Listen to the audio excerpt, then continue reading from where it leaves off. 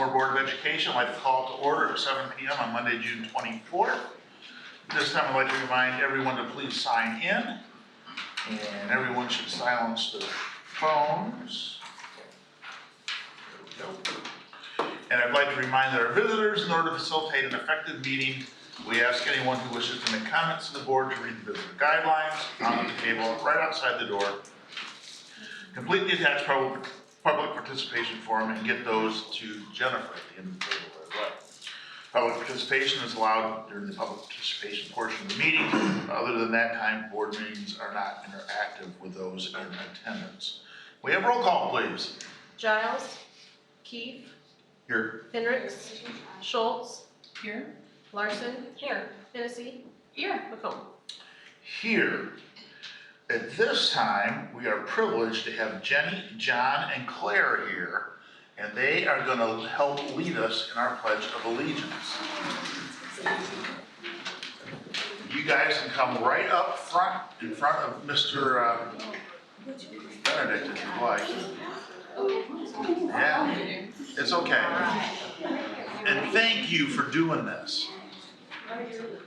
Are we ready?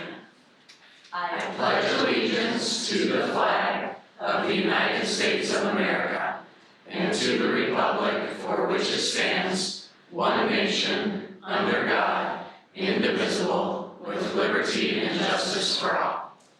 Thank you. We usually have volunteers ahead of time, and they were under heavy pressure because they were drafted at the last minute. So we appreciate it. Okay, as we look at the agenda tonight, I did receive some input on that today, and I want to recommend, based on requests from board members, that we do the following. Under consent agenda, we are going to remove minutes for specific consideration at the end of the consent agenda. We will not include them in the consent agenda, and that's because we have a member who was not at one of the meetings and wants not to be able to vote on those minutes. And we're also going to, at the request of a board member, we're going to strike records management completely will be the recommendation. Also, we want to add one discussion item. It will be item 10 at the end of the agenda, and that would be a brief discussion on board meeting procedures.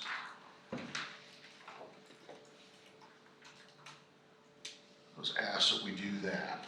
We will take committees, and that was to be an approval item, and that will move to July, so we can post that and have that to approve. I misunderstood what we were planning to do there.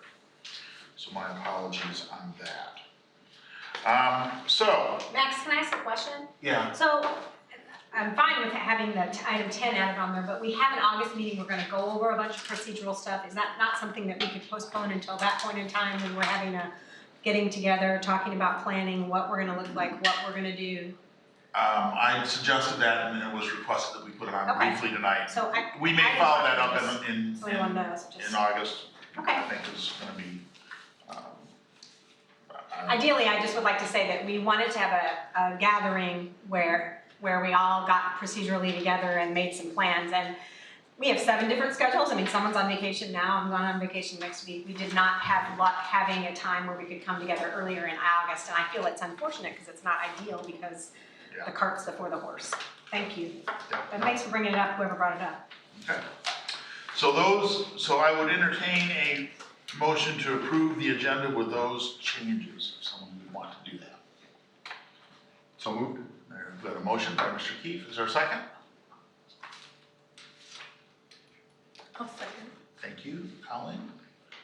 All in favor, say aye. Aye. Opposed? Carries. Okay. So first up is the consent agenda. The consent agenda now includes bills, treasurer's report, personnel changes, and new high school activity funds. We have taken records management off the table altogether, and we'll deal with minutes separately down the road. Is there a motion to approve the consent agenda as it's presented, as it's amended? So moved. That's Lori. Is there a second? I'll second. Thank you, Colin, or Megan. Is there discussion on the consent agenda? There a list of bills in the board packet? I didn't find any haven't bills. seen any bills. Oh, okay, I'm not the only one. Sorry, I was able to review this late last night. I don't think we're gonna be approving anything then. Do we know? I'm looking.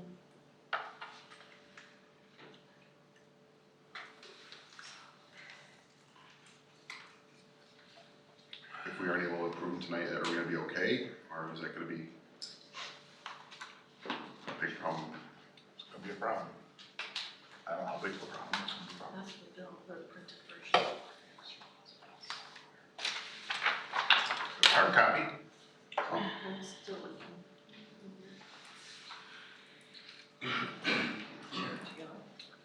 Why don't we,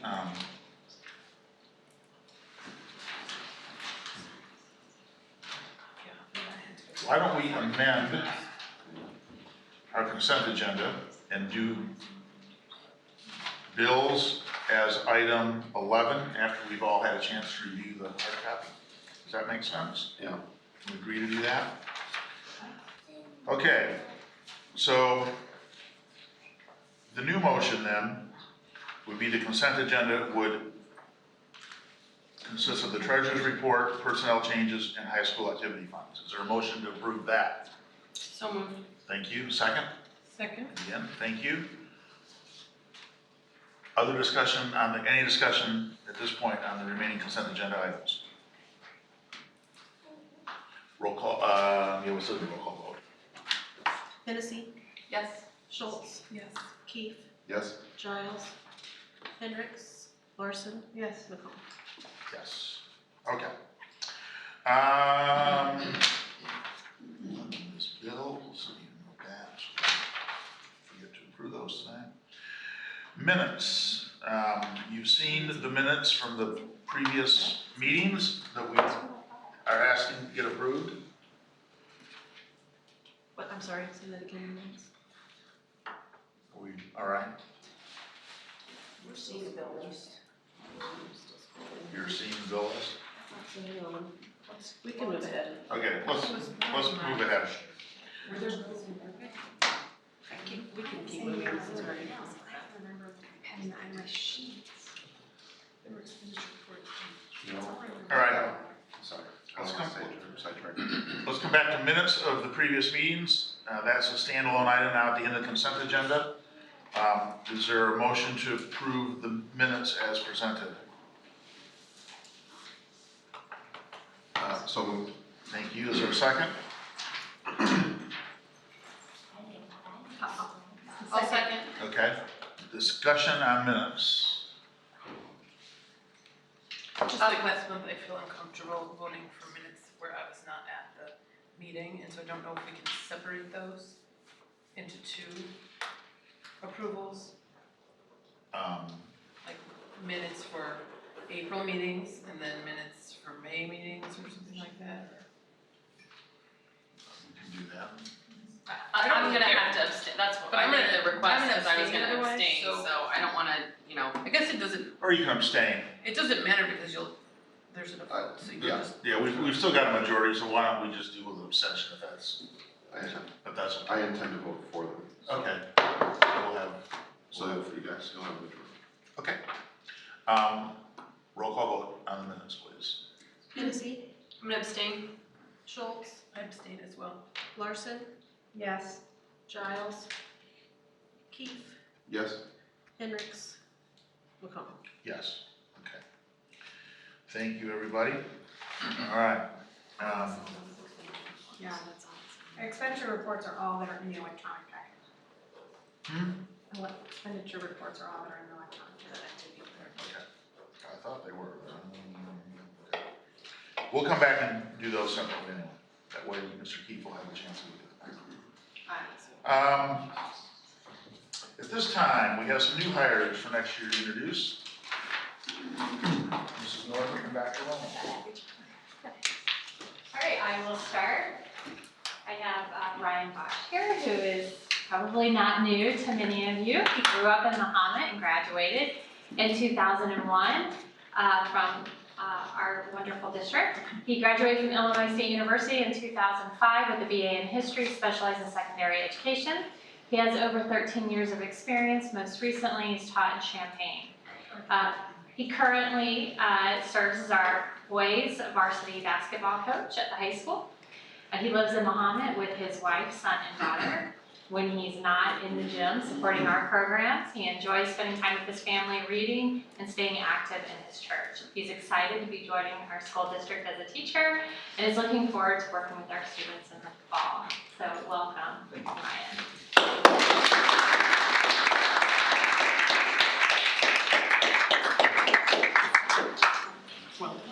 I have a call, I'm gonna say welcome. Congratulations, Ryan.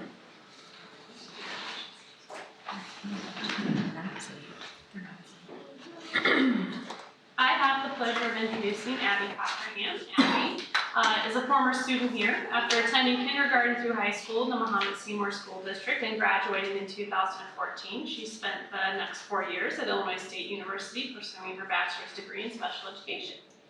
This program offered her a chance to work in many different educational settings with students of varying ages and needs. After graduating, she moved to Nashville, Tennessee, and spent her first year teaching in Englewood Elementary School in the Metro Nashville Public School District. The job was both challenging and rewarding, and she loved her students, staff, and the Nashville area. With the opportunity available to teach closer to home, she decided to move back to this area. We're very lucky for that. She currently resides in Ogden, Illinois, and is thrilled to be teaching in a well-respected school district. She loves spending time with her friends, participating in outdoor activities, and traveling. She has visited several places in the United States and Mexico, but her favorite destination is Africa, and she plans to return for a third time in the near future. So please help me welcome Abby.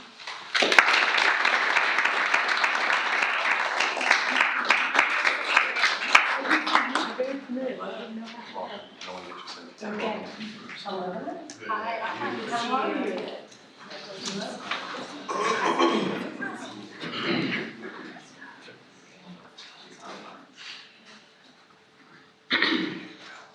Okay.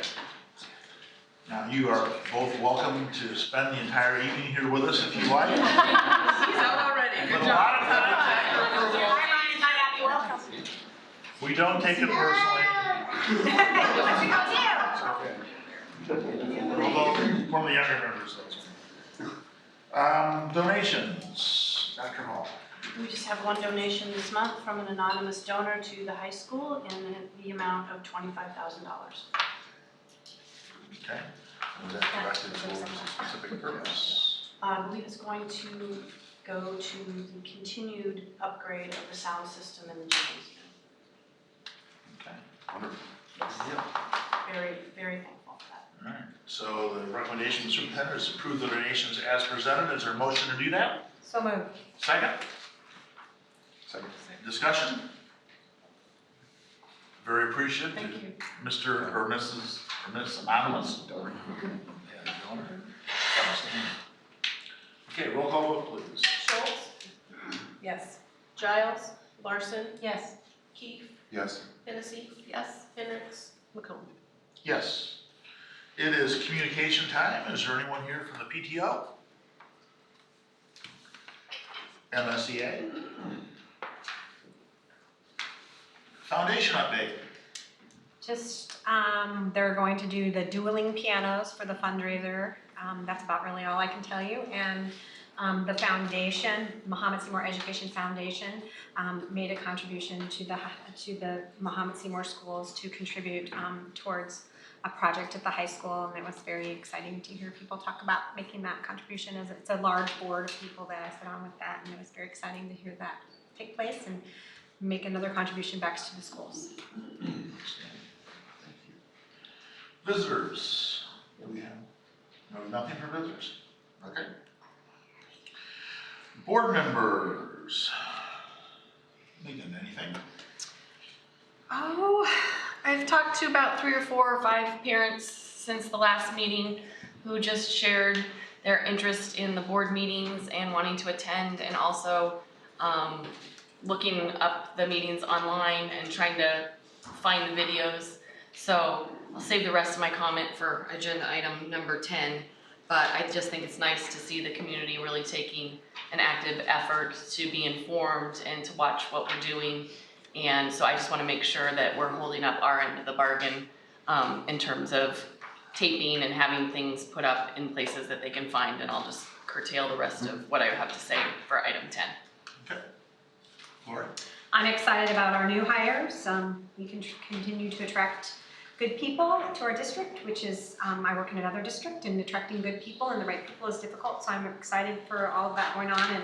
And I sent myself a text. Congratulations to the administration for creating such savings for the insurance costs.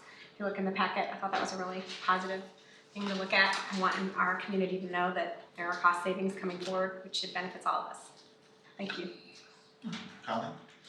I have no board communication tonight. Okay, Ken? So I have been interested in developing a plan for long-term facilities for the district. A long-term plan for facilities. I've spoken with Max, and as far as we know, there's no current plan for that. There's no written plan for that. If anyone is aware of a plan like that, we'd like to review that before we begin that process. But I want us to make sure that we are aware that there's nothing been decided yet about what buildings are changing and when those are happening. That's still a task for the board to discuss and work on. That's it for me. Thank you. Yep. I guess to follow on what Ken said, we completed a 5-year plan about a year ago. The last part was the addition on this building. And we've been excited to work with the community and put together the next phase and the next plan. And we've got community engagement on the calendar for the fall. And we've got some idea what we think that might look like, but we're still working on that. And we look forward really to there'll be a facilities part of the plan. There'll be other parts of the plan too. There'll be academic parts of the plan, financial parts of the plan clearly, because we have to fund whatever we do academically or with facilities, and it'll be a comprehensive 5-year plan. So we're looking forward to engaging in that project. I understand we have a board member with a birthday today, so I want to wish Megan a happy birthday. Thank you. And on a happy note, on a sadder note, we are going to lose somebody who's been with us for how long now, Jennifer? 6 years. 6 years. And is this your last board meeting? This is it. And Dawn is here tonight doing the quick study and the understudy work. But we appreciate Jennifer and all she's done for us for the last several years, and wish her luck as she launches into new ventures and new endeavors. So, thank you. I'd like to give her a round of applause, everyone.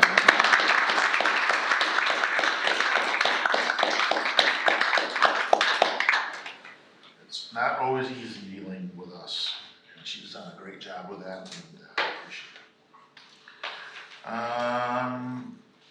Financial update from Trent was included in your board packet. Trent is on vacation and not here.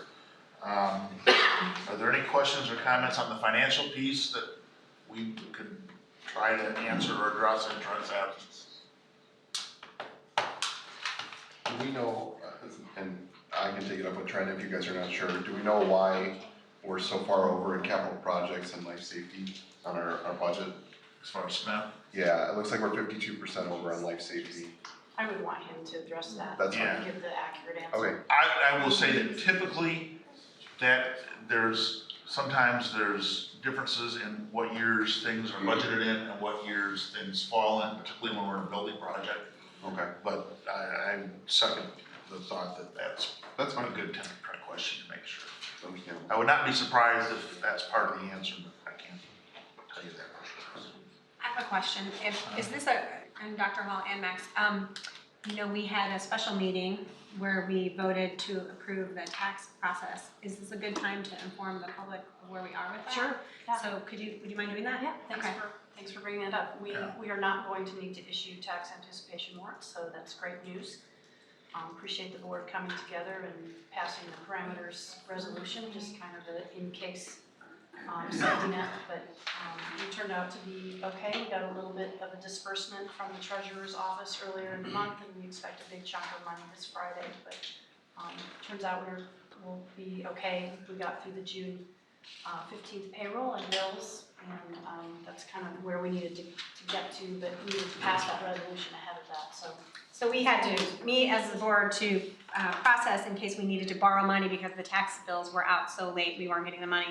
But we're making some progress, so I wanted you to be aware of that so that you know that we're moving along on that. Thank you, Yeah. Dr. Hall.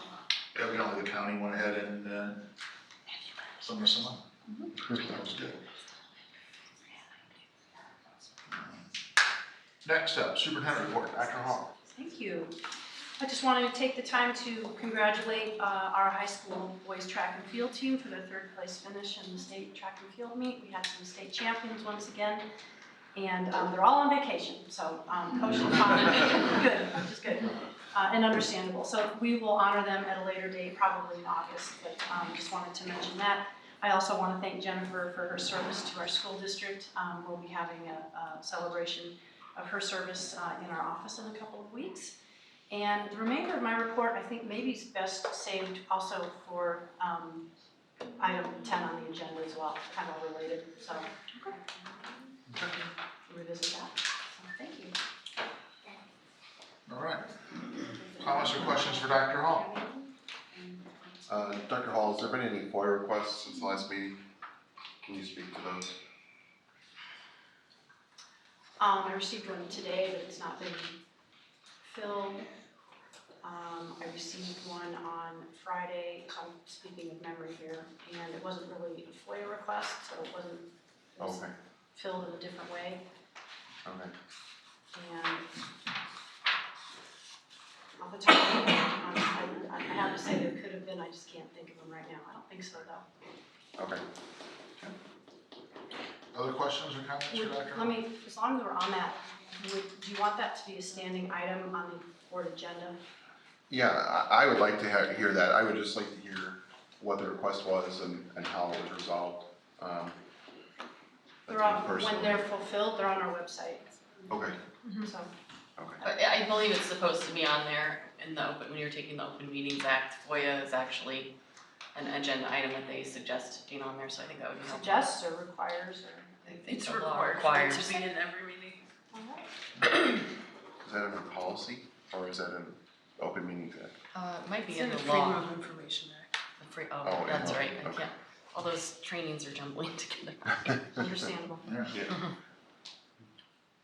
That would be good to have that update every month. Anything for Dr. Hall? All right, next we're into regular business, item number 1. Dr. Hall, Thank you. approval of our new high school assistant principal. Pleased to introduce Mr. Pat Bailey. Want to come up? Sure. We're not gonna let you stand in the back row. We're hiring tonight, or you're gonna vote on hiring Mr. Bailey as the new assistant principal at Mahomet Seymour High School. He's been in our school district at the high school as a special education teacher for the past 3 years.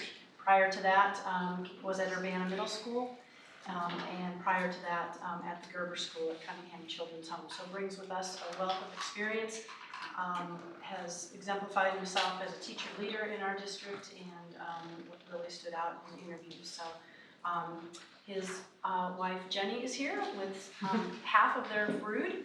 There's some twins at home, I believe. We appreciate you letting us borrow your family. Thanks for putting up with So They're wonderful. congratulations. Thank you. Superintendent recommends the Board of Education approve Patrick Bailey as the high school assistant principal as presented. Is there a motion to do that? So moved. Is there a second? Second. Discussion? Happy to have you moving into the role, babe. Thank you. I'm very excited for it as well. I'm extremely grateful. Thank you very much. Just as a informational thing, will we have a contract for him next month, or how does that work since he missed the contract He will have a contract. next week? So we're approving his I mean, we- contract tonight? are we- Okay, yeah. Yes. I mean, I just didn't know if we're approving, remember how we did them separate Right. last month? So, yes, we are approving this contract. That's something we'll have to remember for Dawn, because we're doing it a little bit different and it's not on the consent agenda, but we have his contract. I just wanna make sure we Yes. don't, because he's 1 month Yeah. after everyone, that we don't miss him. Oh, yeah. And, Yeah. Is there any significant difference because I don't think his contract was in there, was I it? didn't No. know. Is there any significant difference for his compared to the It's other? very standard, same as everything. Okay, Same. thank you, We can include those in future board meetings. Yeah. thank you. I just don't want us to miss it. Yeah. Roll call vote, please. Keith, Yes, Larson, Yes. Hennessy, Yes. Hendricks, Schultz, Yes. Giles. Yes. Congratulations.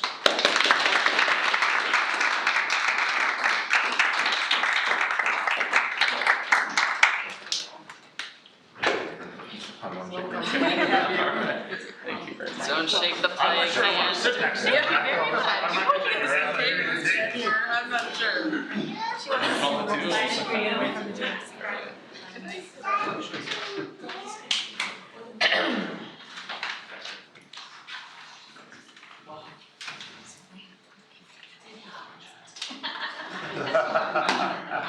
And thank you for coming tonight. Bye, thanks for helping with the pledge. Yeah, you guys rocked it. Way to be brave. Yeah, what is?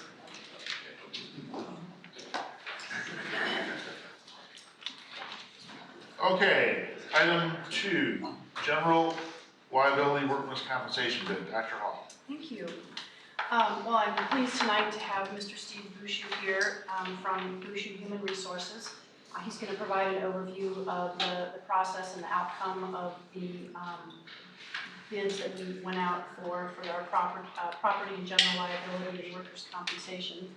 I'm pleased to announce also some pretty significant cost savings with that.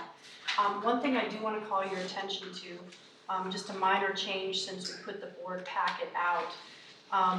But since we have potentially some pending litigation that has occurred with the district since we went out for bid, we felt and Boucher felt that it was the best thing to do to let all of the bidders know of this since those conditions have changed since they went out for the original bid.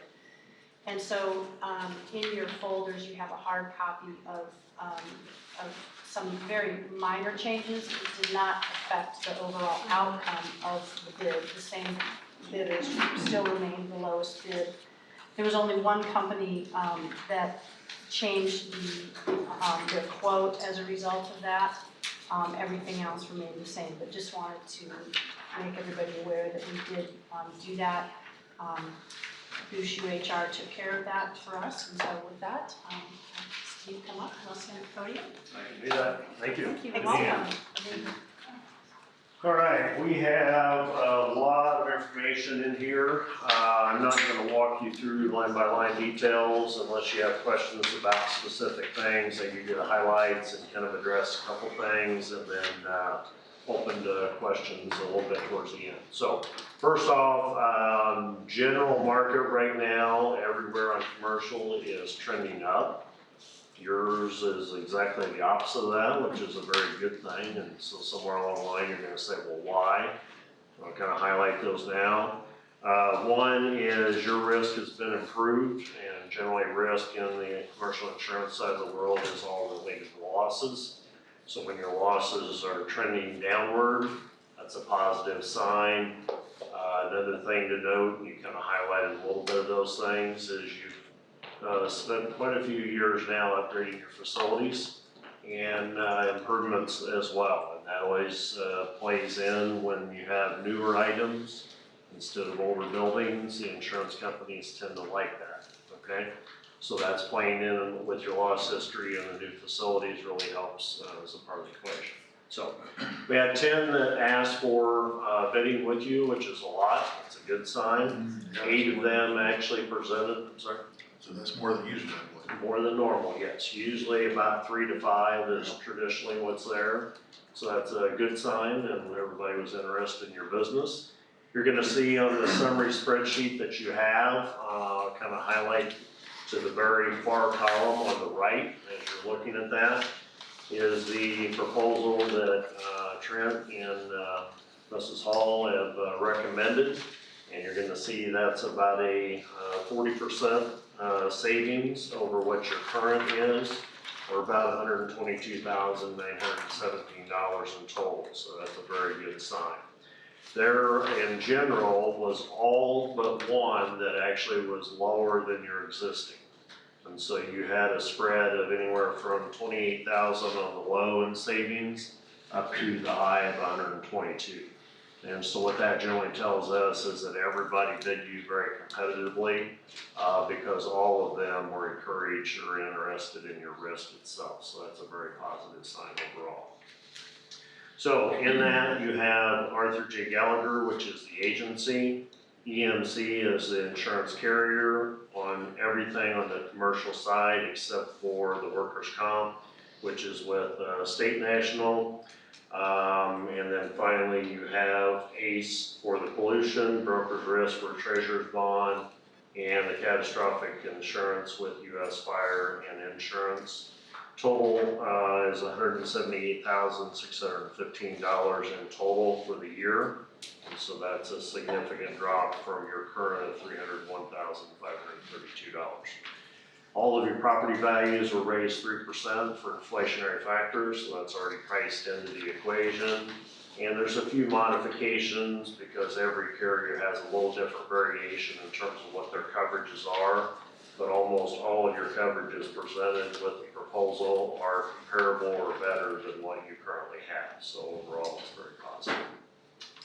I'm kind of open for any questions that you might have. Steve, is it about 6 years you've been with us now? I would need to go back and look at that exactly, but I would Feels say about right. 6 to 7 range is probably pretty close. And I think when you came in, we were riding an all-time high as far as workers' comp premiums. Your workers' comp was very high, and if I remember correctly, your auto was very high then as well. And I know you've done a great job working with Rick and our folks, and now with Lindsay and our folks, and helping us, and to save another $122,000 on top of the fact that the rates had already been edging down a little bit over some astronomical numbers 7 years ago. Yep. I want you to know we appreciate everything you've been doing for us. We can't guarantee everything, as you know, it's all about loss history and risk, Right. and your group here has done a nice job. And keep in mind, everybody doesn't see all of the back end work here. My company does a lot of work on the back end, but we can't get there without your staff. And so Lindsay and Trent and all of their teams throughout, and all your principals and your maintenance folks, everybody has to put in a lot of time, and part of them are sitting here behind me, so they don't know who to yell at sometimes, but we're the ones asking for all that data. All that data has to come from somewhere, and so many of you don't see the amount of time your staff has put in just to get it into our hands for us to put together everything else, so we appreciate that part of it as well. 40% reduction is huge. That's very good here, yes. Questions for Steve? The data breach liability, does that cover just the value of the data that could be lost, or does that cover our legal liability as well?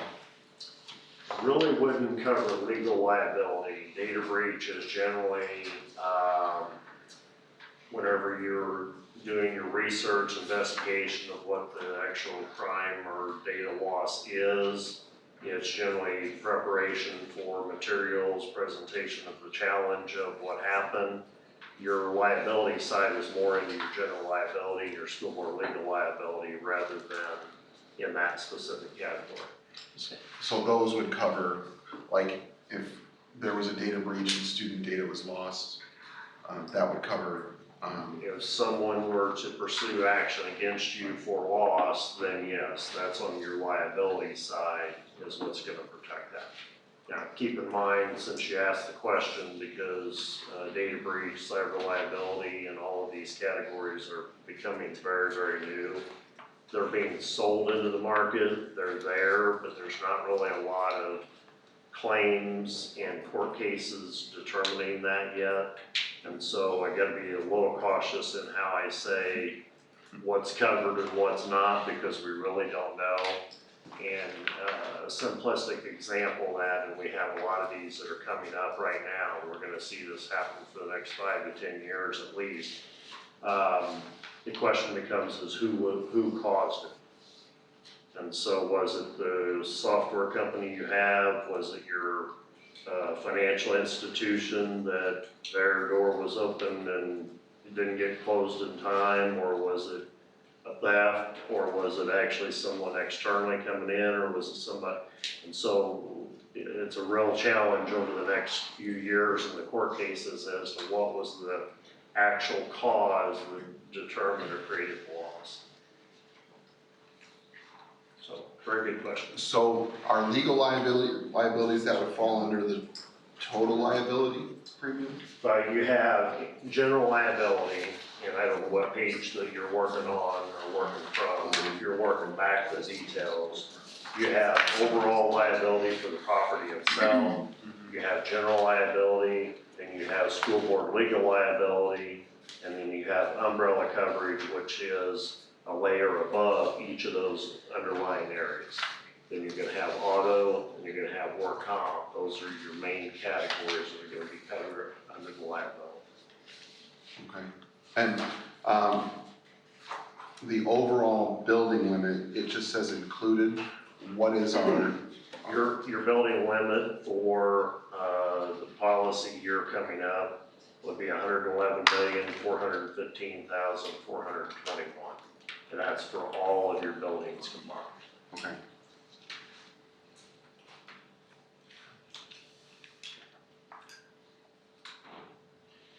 That's my question. Thank you. Sorry.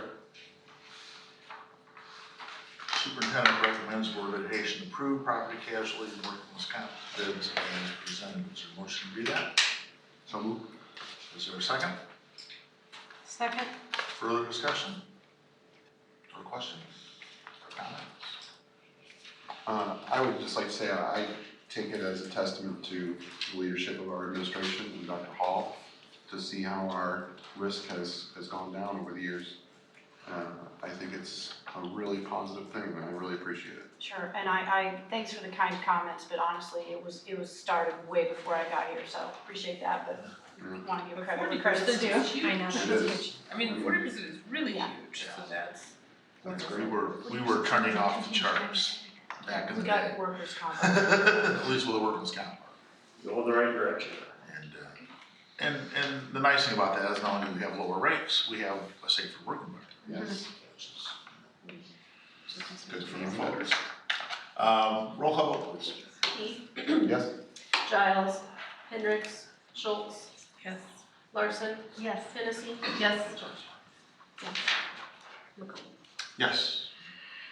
And it passes. Steve, thanks for Thank being you, here tonight. Thank you. Thanks, Steve. Risk management plan, Dr. Hall. All right, enclosed in your packet is our annual risk management plan.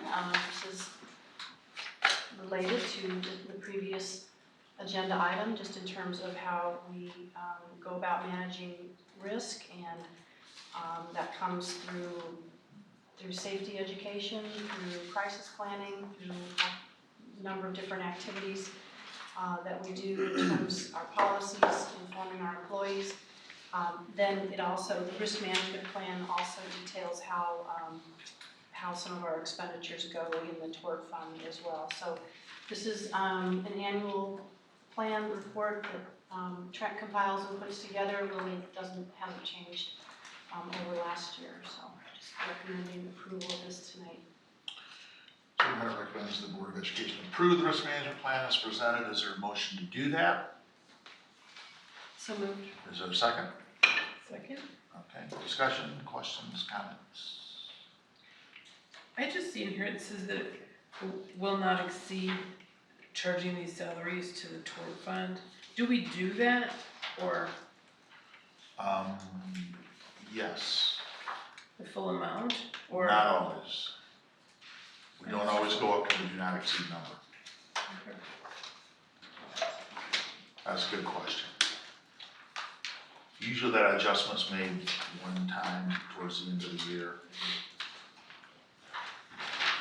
That kind of I think depends it on, speaks to kind of depends on the balance in the ed fund, the balance in the tort fund.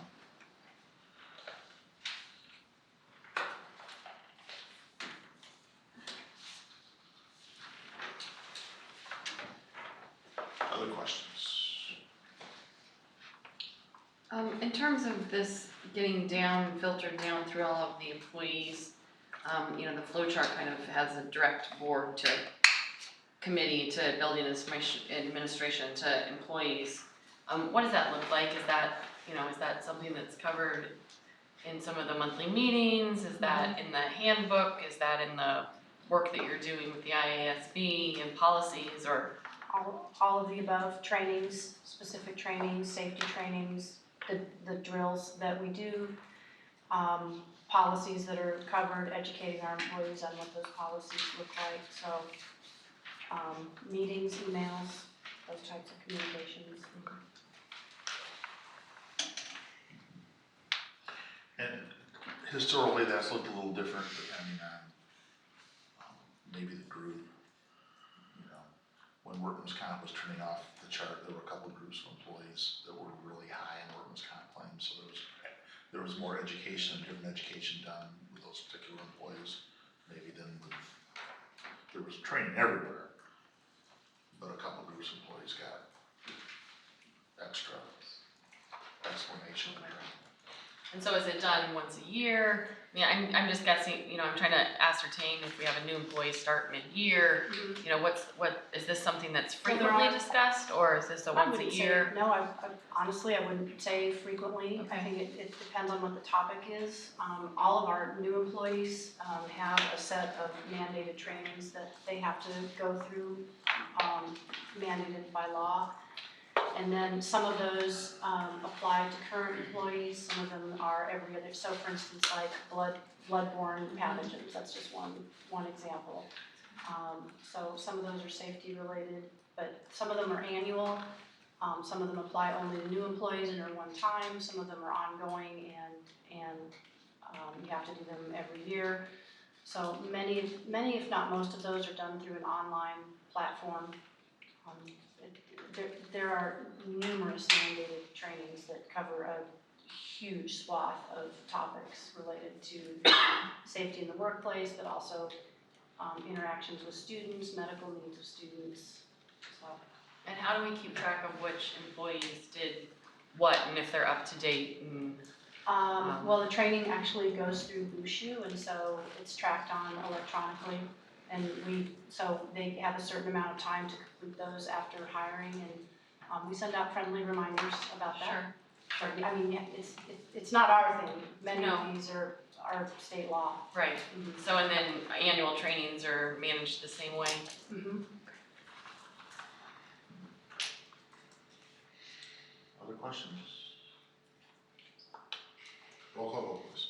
Larson, Yes. Hendricks, Giles, Hennessy, Yes. Keith, Yes? Schultz, Yes. McComb. Yes. Item 4 is interest transfer resolution. Another annual item, Dr. Hall. Another annual item where we transfer interest. This resolution allows for all interest earned for the fiscal year ending June 30th, 2019 in the debt service fund and the working cash fund to be transferred to the ed fund as outlined in our adopted FY19 budget. The debt service and working cash fund have earned $9,870 and $66,973 through May 31st. So that interest being transferred into the ed fund, and we need a resolution to do that. I've done this on an annual basis. Superintendent recommends the board that approve the interest transfer as presented. Is there a motion to do that? So moved. Is there a second? Second. Discussion or questions? So is there, since this is an annual thing, do you have things that you traditionally spend this money on once it's moved into this account, or it just goes to the next item on the list? Is it's used for just? It pretty much goes in the big pool of money that It's is. not earmarked. It It's goes not into the ed fund, adds to the fund. Okay.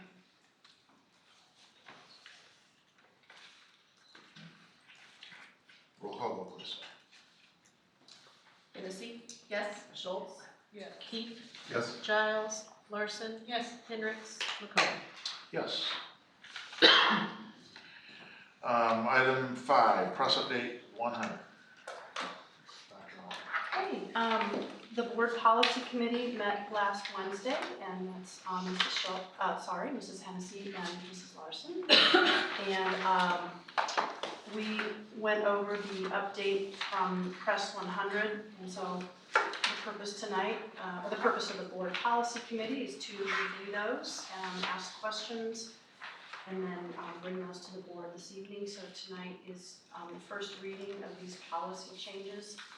And so I'm just gonna go over those in the order that they're in your board packet. Happy to answer any questions that you might have about those, although 4 of you were in the meeting, so but feel free to discuss and answer or ask any questions that you might have. I am gonna start with the updated policy 7:270, administering medicines to students. And one of the parts of this policy that we need to update is to acknowledge or to put in our policy that we have a school district supply of undesignated epinephrine injectors, which are EpiPens. We do have those. They're located in, for instance, in Middletown Prairie. They're in the cafeteria. We have trained employees who can administer those, but we've got to have in our policy that reflects that we do have those. The part of the policy that we are not adopting, it's kind of in, should be in bright green in your packet. We do not yet have, and we are looking into maintaining an undesignated supply of asthma medication. In talking with our school nurse, they are still working on single dose inhalers. So it's literally not available yet to have, so we don't need to adopt that part of the policy yet. The other part of this policy that is fairly significant is the medicinal cannabis part of the policy. And at our last board meeting, one of our attorneys, Darcy Crea, gave an overview of that, so that is also part of the update to the administering medicines to students policy.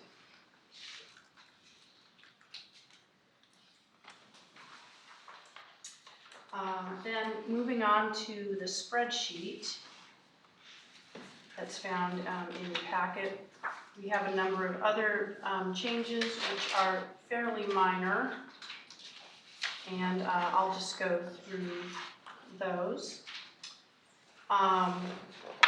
Policy 2:20 is simply a legal reference update.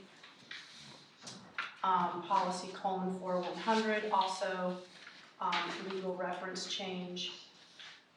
Policy 4:110 in transportation requires us to provide transportation, and this is the added part, if through an area where there might be a course or pattern of criminal activity as defined in Illinois Street Gang Terrorism Omnibus Prevention Act. So that's a new law. Our policy is just going to reflect that law. The change to policy 4:150 under facilities management and building programs just notes that we would be in compliance with the 10-year life safety survey process that's required by the school code. We already do that. Legal reference change only in policy 4:160. And then there are multiple policies where we're just making a language change that just says, please refer to the applicable collective bargaining agreements, and instead of naming our actual negotiated agreement. That applies to a number of policies that we'll be bringing back for approval in July. And the change to policy 6:15 under school accountability. This references the 5 essential survey, which is now an annual survey instead of an every other year survey. So we'll be administering that annually. Who pays for that? Who pays for that? The state. Dr. Hall, that's done February, January? Well,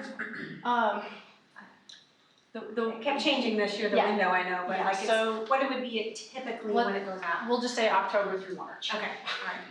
And then ideally, the results will be back in April. We have the results now. I knew They're not that, quite but- public, but our okay. principals are reviewing them. Okay. So we'll bring those forth to the board in probably a couple months. Moving down then to policy 7:190, student behavior. We need this policy to reflect also its linkage to the medicinal cannabis policy. So those two have that in common, and so there's a sentence that's added and that references medical cannabis unless the student is authorized to be administered a medical cannabis infused product under Ashley's law. So those two policies are related, and it's just bringing those up to date.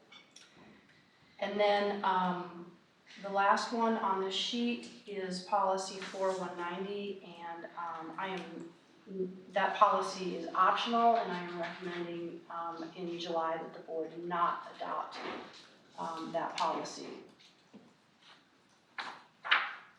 We have a comprehensive safety and crisis plan already developed.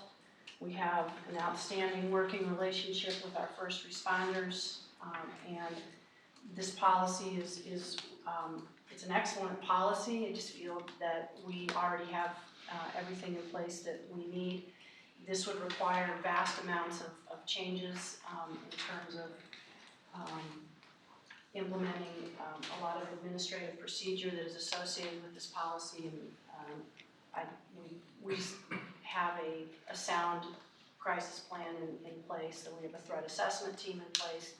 So that will be my recommendation in July, is to not adopt 4190.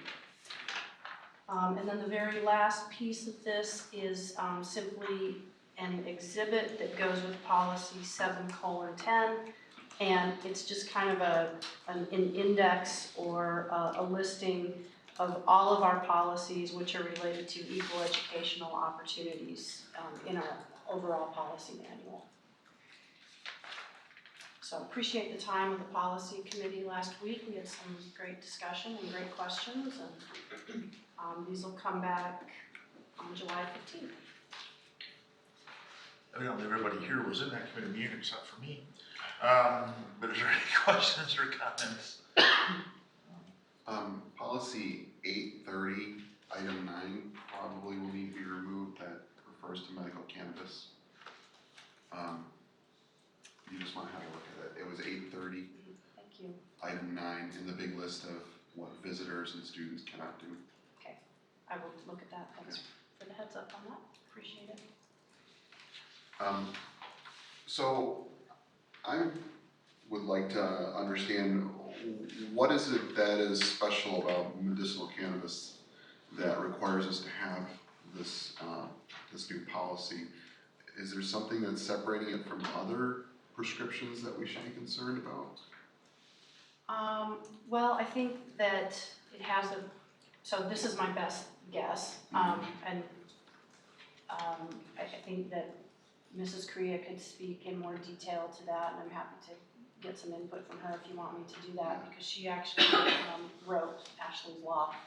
I also, before I answer your question too, I want to mention that that Ashley's law was updated and changed slightly in the most recent spring legislative session. So this policy is going to make its way back around for another, and have some more revisions probably in the fall. So just putting that out there. I think that it has the potential just to be controversial. People hear cannabis, marijuana. There's the potential just to think that, you know, it's like being smoked medicinally, and that's not the case. So this policy just really solidifies the procedure for how it should be administered and that it has to come with a prescription. And I think this layers on to the fact that on January 1st, marijuana will be legalized in the state of Illinois, and so that just creates more of, I think, there's potential for misunderstanding. And so the policy just brings, I guess, the clear picture of how the administration of that is supposed to look and how you obtain medicinal cannabis and those types of things. So. I think it's gonna be different than other prescriptions for a while because frankly, it started off as a recreational illegal drug, so. And the age of use Moved in a, stuff. yeah, certainly the age is. And I think at the policy committee, we talked about a decision point for the board regarding whether non-parent or non-guardians. Yes, so my recommendation when you vote on this in July is that it only be parents or guardians who can come in and administer it. And then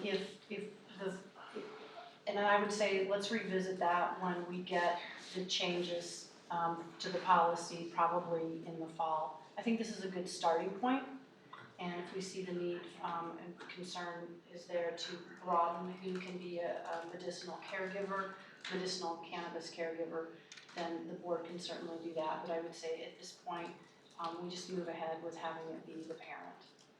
So I'm inclined to allow one of the registered caregivers, because they have to register with the state, I believe. But I think that's a smart choice to start here, and we can revisit it. I'm okay with that. Okay. I made the point about the caregiver language, and I don't want the thread lost that oftentimes medical cannabis is used for seizure disorders and things like that, and sometimes can be time dependent. So I don't want to narrow our policies so much that if a parent were at work and could not leave for one reason or another, that we don't have a backup in place. So I just don't want language that's so restrictive that we're putting someone at risk. If we expect them to follow the same procedures that we do for picking up a child, and we have a whole set of procedures and policies in place already for signing off, giving permission for somebody to pick up your kid, and I would like to keep this on the front burner because I don't want a policy that narrows this so much that we've thought ourselves into a problem that we didn't need. I agree with your point. So. Makes sense.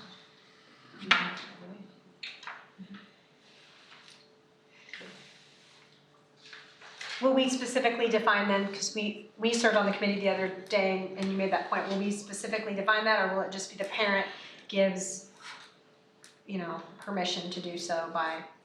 I'm not gonna get in between a parent and their child and their doctor, so my recommendation would be just like any of these other instances where a parent decides who else can have contact with their child, that we would leave that up to the parent. And I remember the other day we talked about an age. Do you remember that? I thought we did. Maybe we didn't. That the person that could. Oh, I'm guessing that legally they're gonna have to be over 21 because even if they want to do it recreationally, there's still an age limit. So.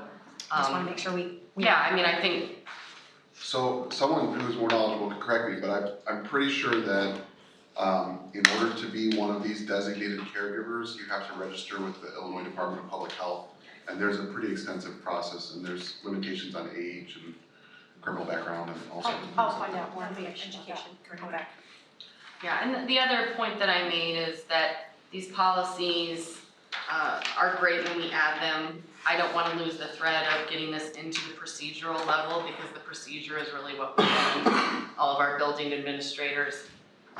So I think I would like to suggest that we spend we don't wait till the next press update, but as the policy committee, we have another meeting where we take these policies and our procedures and really take, I guess, more of a deep dive to make sure that we feel like procedurally we've incorporated all of these changes as well.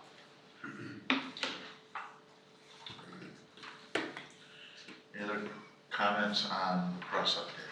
That'll come to us next month for an official vote. Okay. Also in the policy genre, item number 6 is a proposed board policy by Mr. Keefe. Can we take a minute? Yes. Show you, go ahead. I'm outside on the day.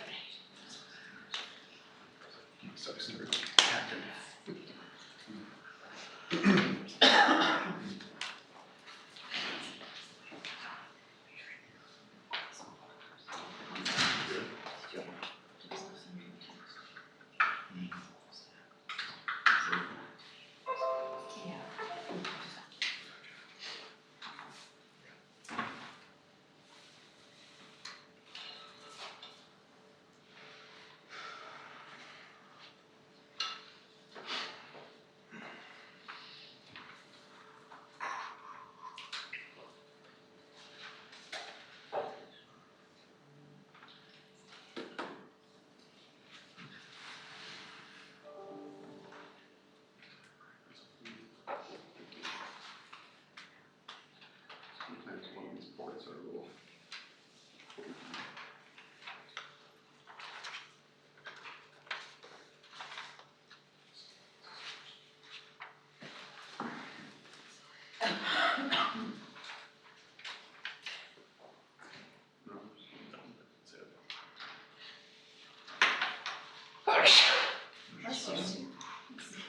Thank you, bless you.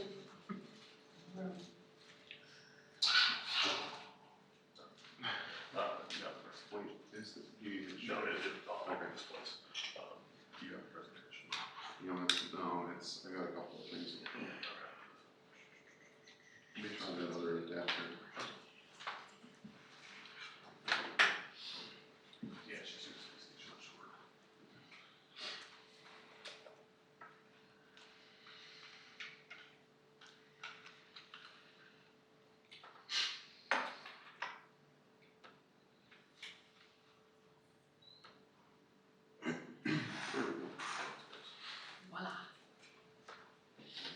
Alright. So tonight, we're talking about a board policy proposal for the board policy development. That's section 2:240.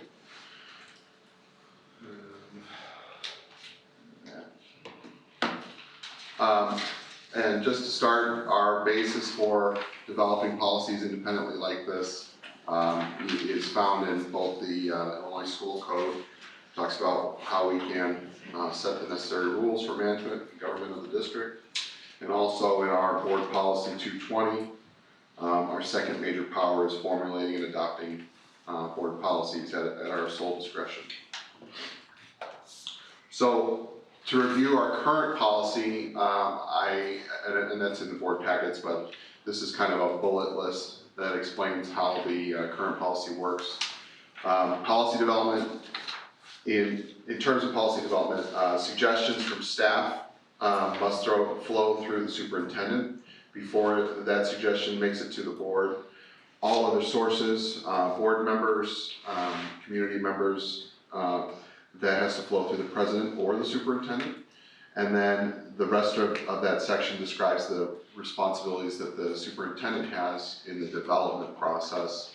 It talks about things like checking with other stakeholders and building administrators to understand how new policy will affect those folks, and helping draft up into appropriate language for our policy.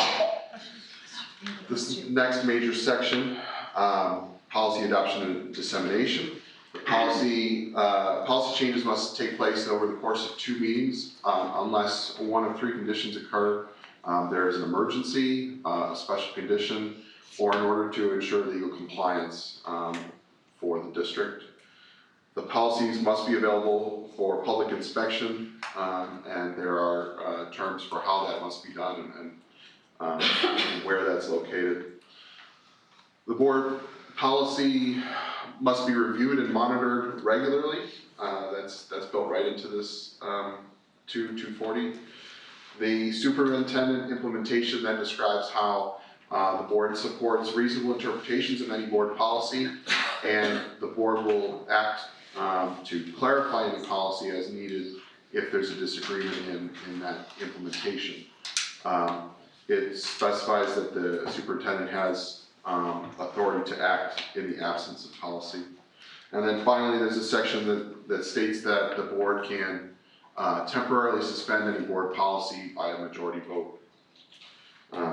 So I'm proposing a new policy for this section, and I consider there to be two major changes, and then a handful of smaller ones, and I'll go through those. And if we want to stop and discuss at any time, by all means. So in terms of the policy development path, this is one of the major changes in the proposed policy. Instead of staff having to only submit policy suggestions through the superintendent, and the board president and the superintendent being the path that everyone else must take, I'm suggesting that regardless of what group you're in, staff, public, you can reach out to any board member, any individual board member, or the superintendent. And so Mrs. Hennessy made a great analogy in the policy meeting that this is essentially expanding the funnel for policy suggestions.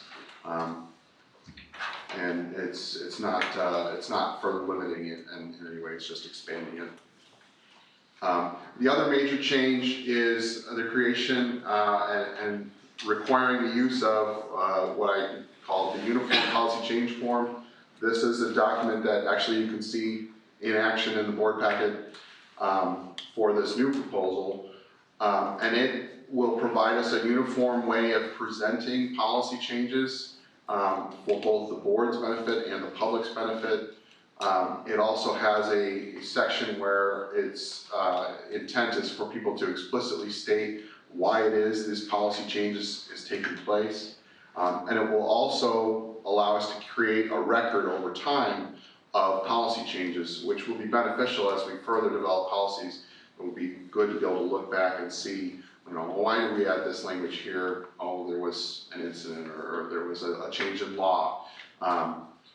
So you can see what the list of the fields are in this form, but essentially that's the big purpose, those three items there.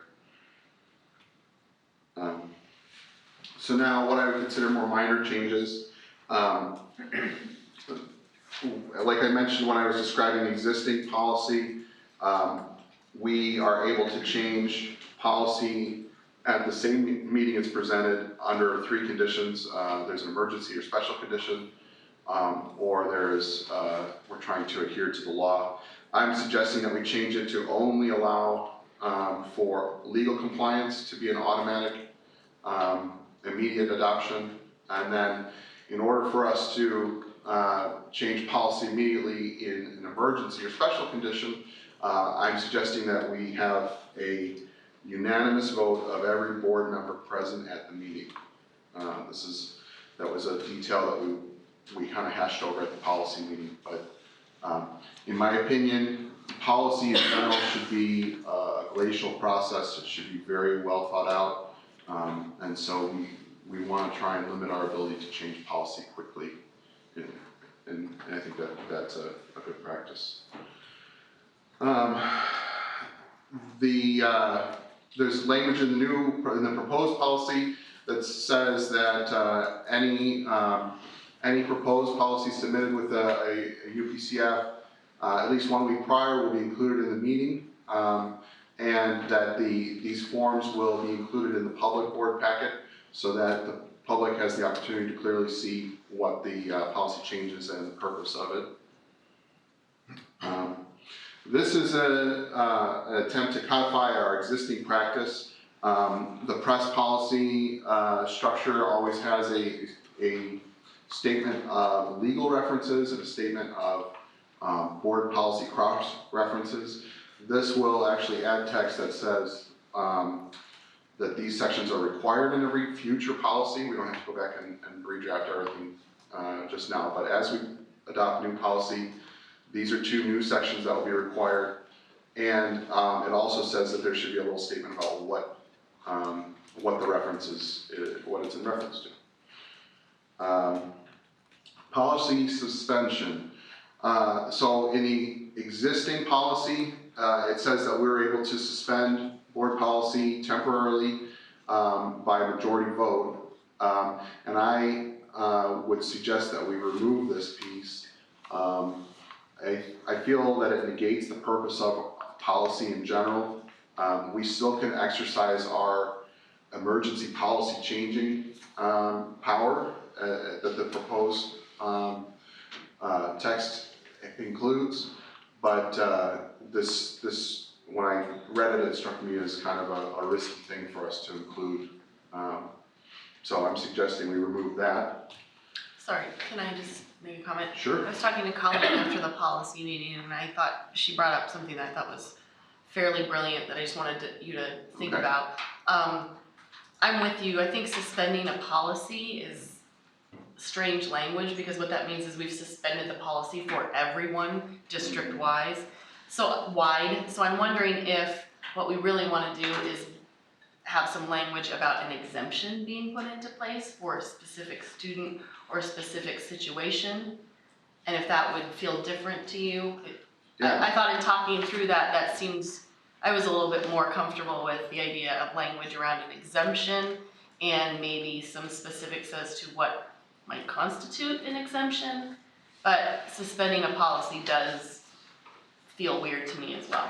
Right, so Dr. Hallman provided a great example at the policy meeting about a situation where they wanted to grant a specific student residency status so they could continue to attend in some, because of some medical issue that happened. And I think I would suggest the practice be that the board enacts an urgent policy change there that says that they can make an exception for residents. But it's kind of 6 of one, half dozen of another. Her example also was a different district, too, just so people. Yeah, oh yeah, sorry. That was just, and it was just a hypothetical for us to consider why a board may want to exercise this current suspension power. Honestly, I could take it either way. So we would put like a new section in here. And by the way, this is exactly what I'm hoping for. We can make changes to this. This isn't set in stone. So you're thinking maybe put a new section here that instead of saying they can suspend, that they can make an exception. Do we want more than that? Well, again, I don't want it so narrow that we've put ourselves into a weird box, because these are supposed to be things that you can't think of, and that's why you don't have a policy about them. But I do agree that when you use the word suspend a policy, that really does mean to suspend the policy district-wide for everyone, and that could be problematic. So if we went at this in terms of an exemption and put language around when you would make an exemption to a policy. Yeah.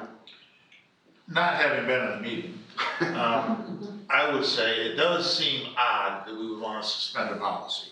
I would think if we're suspending the policy, we probably need a new policy to replace it with something and change it in some way. But I could see what exemption could be helpful from time to time in certain situations. So Right, like Lindsay gave us a great example of, like they've been talking about this residency. But if you were to suspend the residency policy because we have the student that we want to help, then what we're really saying is, okay, We have no residency is no longer a policy in our Yeah. district.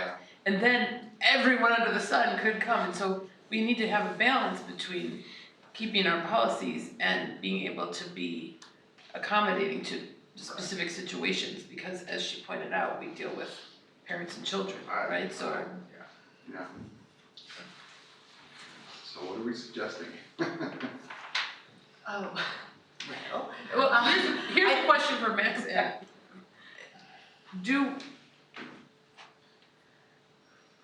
If we want to make an exception to policy, has that ever happened in our district, and how have we handled it?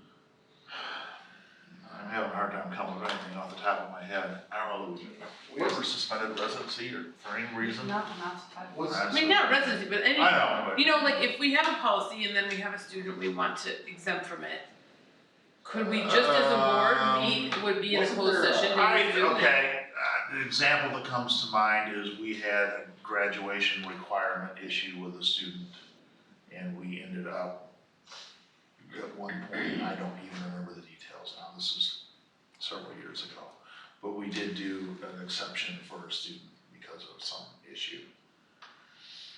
Yeah, I So think it's We can possible look to back make at the an minutes exception long enough to without it find being written into this rule, is what I'm saying. yeah.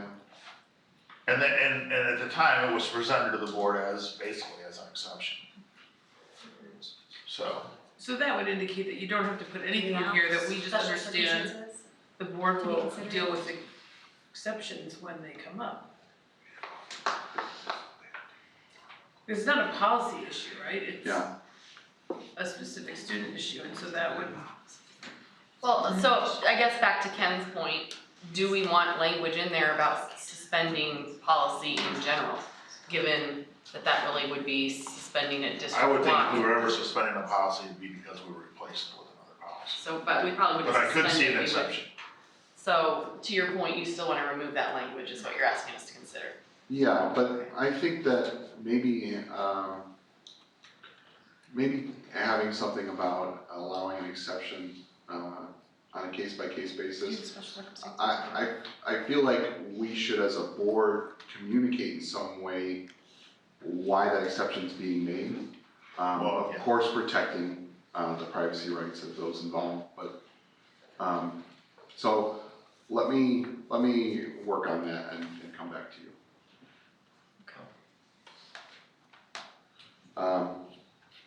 And then the last change was to remove some exhibits from the current policy. These exhibits essentially are not really necessary. They describe more of the process for how, the exhibit 1 talks about the process for an IASB press update, and it contains some stuff about the IASB website. And the second one talks about how local policies are updated, but really, those two items are taken care of the updated, the proposed 240. There will be a new exhibit, and the exhibit will just be a template of the uniform policy change form. So that's it in a nutshell. Any other questions about it? No, I like the idea of the historical form, though, I think Yeah. when you change policy, you should have a record about why it was changed, so that you can go back and if you ever have to undo a policy, the thought process and the thread for why you made the changes in the first place is there. I think that's really an important part of policy, so I think that's a great suggestion. We only have one here when we do the board policy, we don't have to do the form. Should we add that so that it's on the I'm sorry, I don't, On here, on the agenda, like, we're talking about it, it's all good, but we just have the proposed board policy, we don't have that we're talking about the form and stuff on there, so. Oh, and so that's included in, it's included in the document that I had attached for, So if you were just to look at these generically, you might just think it's a policy and not a form too. You see what I'm saying? Just maybe we should add it. oh, on the agenda, Yes. yes, I okay, didn't think about that Okay. till now. okay. You go back to the little flow chart. Yep. Piece again. Okay, so it doesn't necessarily initially have to go to the superintendent. At some point, the superintendent needs to be in the loop, there needs to be a process for that. I understand the person may not submit it to the superintendent needs to be aware of what's going on. Right, so there's text that stays the same from the current policy to the new policy that describes the superintendent's responsibilities. And so it makes clear in the new policy, in the proposed policy, sorry, I'll make that quite a bit larger. It makes clear in the proposed policy that, Dr. Hall's role is still very much to provide, her analysis of the policy to the board. I think that's part of item number 1, and also coordinating with board, let's see. Yeah.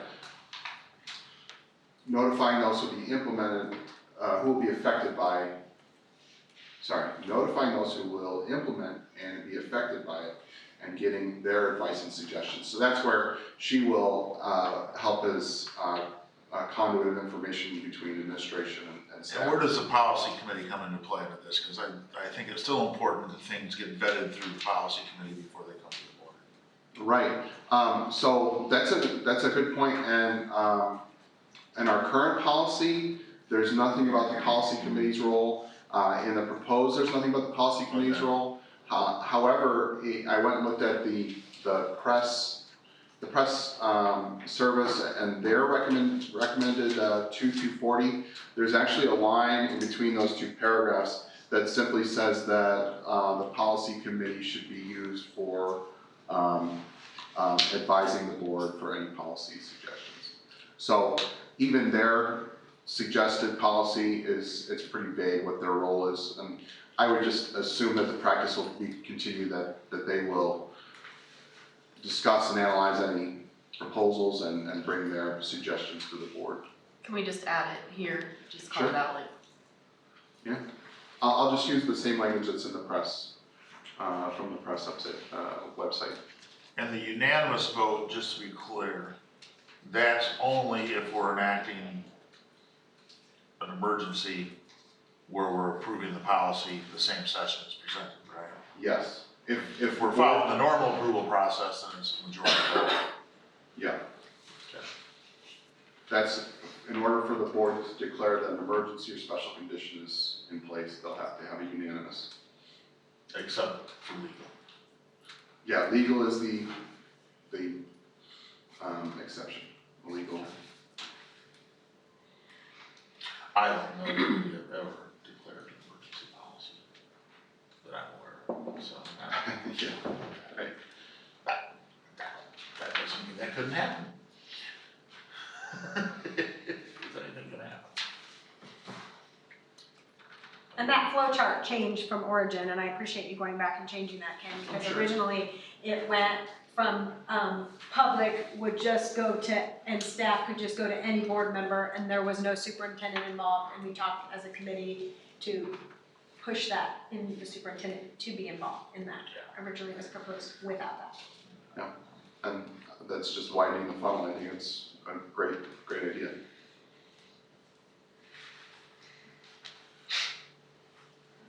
Thanks for your work on Good morning. this. Thank you very much. Thank you. By the way, all of those PowerPoints were done by Ken, and he had all of the little green things on there, and he did them all.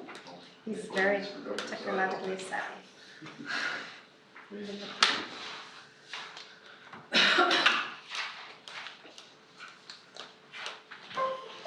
Okay, any other questions or discussions for Ken? Item 7, consolidated grant application, Dr. Rummel.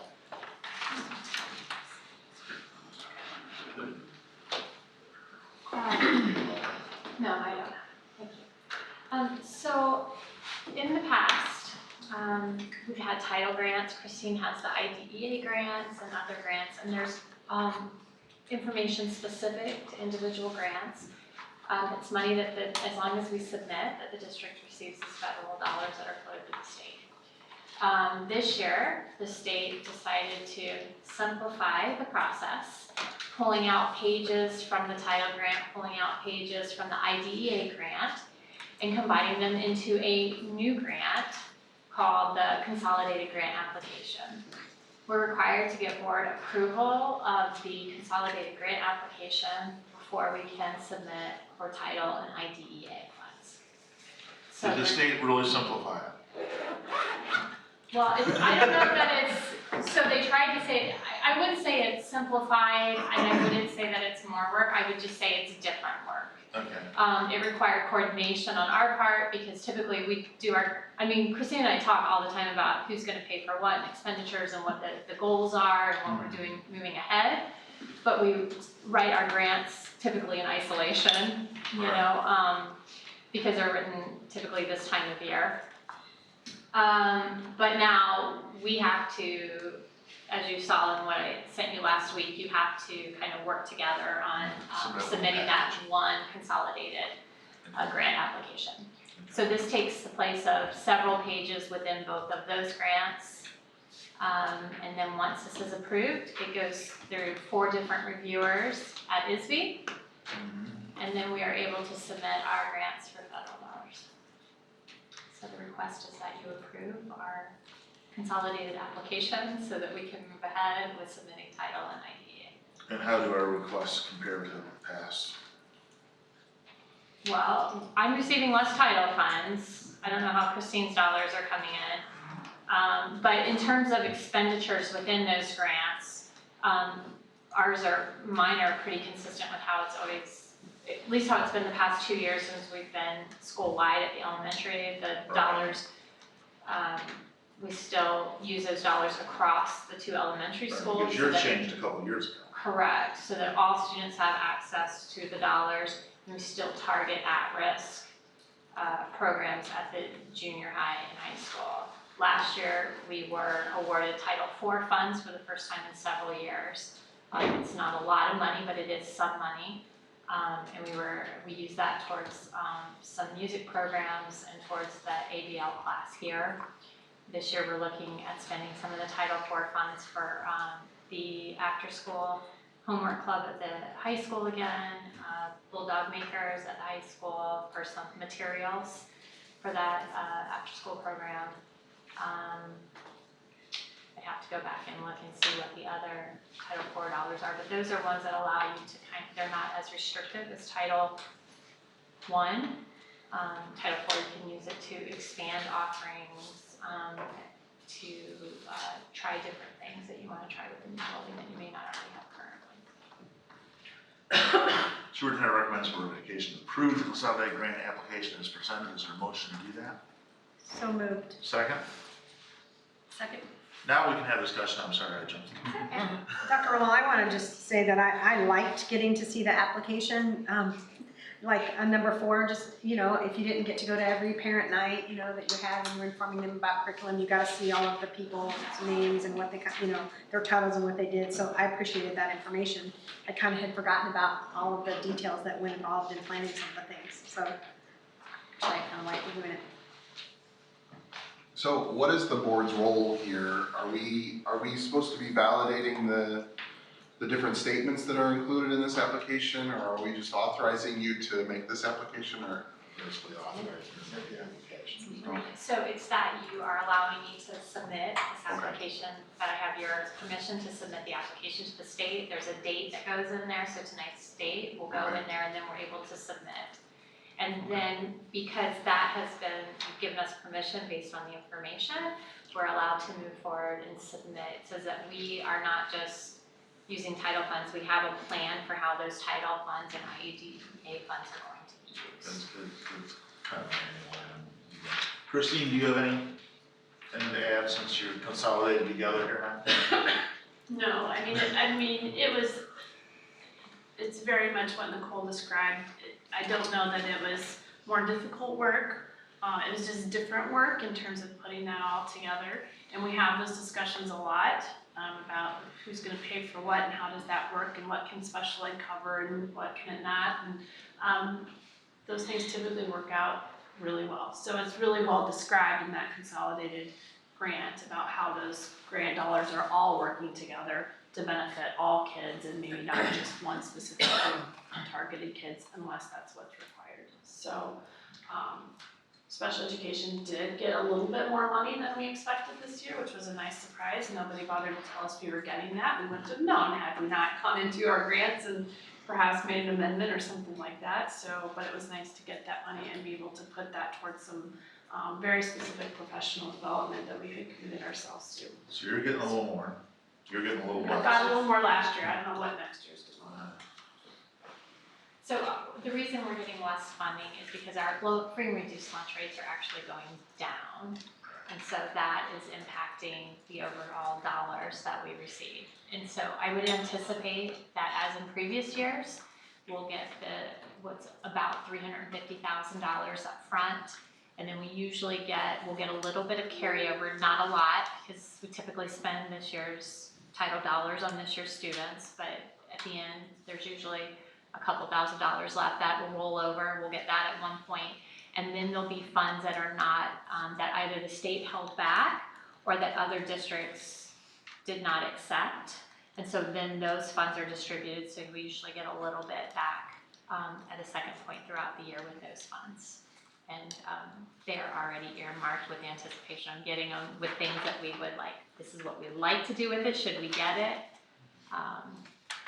So, yeah. So how rigid is this plan in terms of, this is our plan for spending, once we get the dollars, if we change our mind? Yeah, that's a great question. It's, so if we change our mind, we have to go in and do an amendment.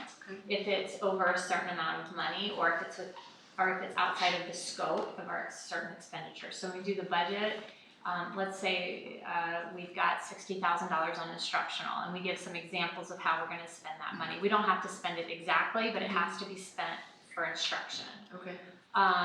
If not, then we amend, and they're pretty agreeable, as long as you're still spending within the allowable range. Was it last year or year before? I think it was last year, they started requiring quarterly reports on expenses. That's my next question. So we submit each quarter. Trent will run a report for me, and for Christine, and for our ag grant too, for Jennifer Worley. And we have to go in and list, not dollar for dollar what we spend, but the bulk expenses, you know, like when we have a big PD event, or approximately how many teachers participated in professional development, and what that impact was. So we are also submitting student data holistically as part of that. So if we set a goal that 80% of kids are going to be on grade level for reading, then we're reporting an update on how they're progressing towards that goal. Thank you.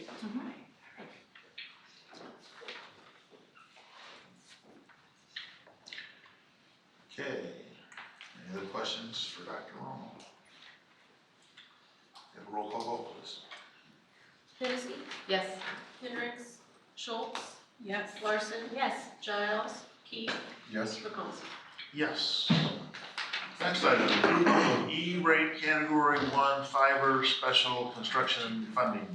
Got it all in there, Max. I got all the words in, I'm not sure, I think I know what it means even. This means we got the grant, right? We did. So as Max, I've informed the board several times, we were applying for a grant through both the state board and as well as the federal government to complete a fiber project connecting Middletown Prairie to the high school. As of a couple weeks ago, we received approval from the federal government. So we are a go. Total cost for this construction project were $164,926.53. The state has already approved our $49,478 chunk of that grant, and then the remaining $120,848.57 is going to be covered by the federal government. All of these funds are going to be billed directly to the service provider, so there is no transfer between the district and the service provider, so it's just a straight deal straight to them. The reason behind this project was currently we spend $1,500 a month to connect Middletown Prairie to the rest of the district. That's a fairly substantial cost. We would like to reduce that cost down to $450 a month after our E-rate deduction. What that covers is basically any maintenance fee that is incurred, such as location services. So think about whenever you dig a hole in your yard, you have to call Julie. Julie, anytime that they have to come out and locate our fiber, we have to have somebody come out and do that. So those $400 a month fees will cover those costs, as well as anytime that a backhoe cuts a hole in our fiber. It happens quite often, surprisingly. Not to us, but in places around the country. So in any case, that $450 maintenance fee covers those costs. In addition to that, it kind of prepares the district for, at some point, if we ever decide to take the junior high offline. Currently, all of our internet connectivity flows to the junior high, and we can transition that to the high school if necessary. So it's just kind of providing us a little bit more of a safety net. So the reason why I have to come to you tonight is I do need board approval to finalize this and award the final grant to Servin, our internet provider, so that they can start construction.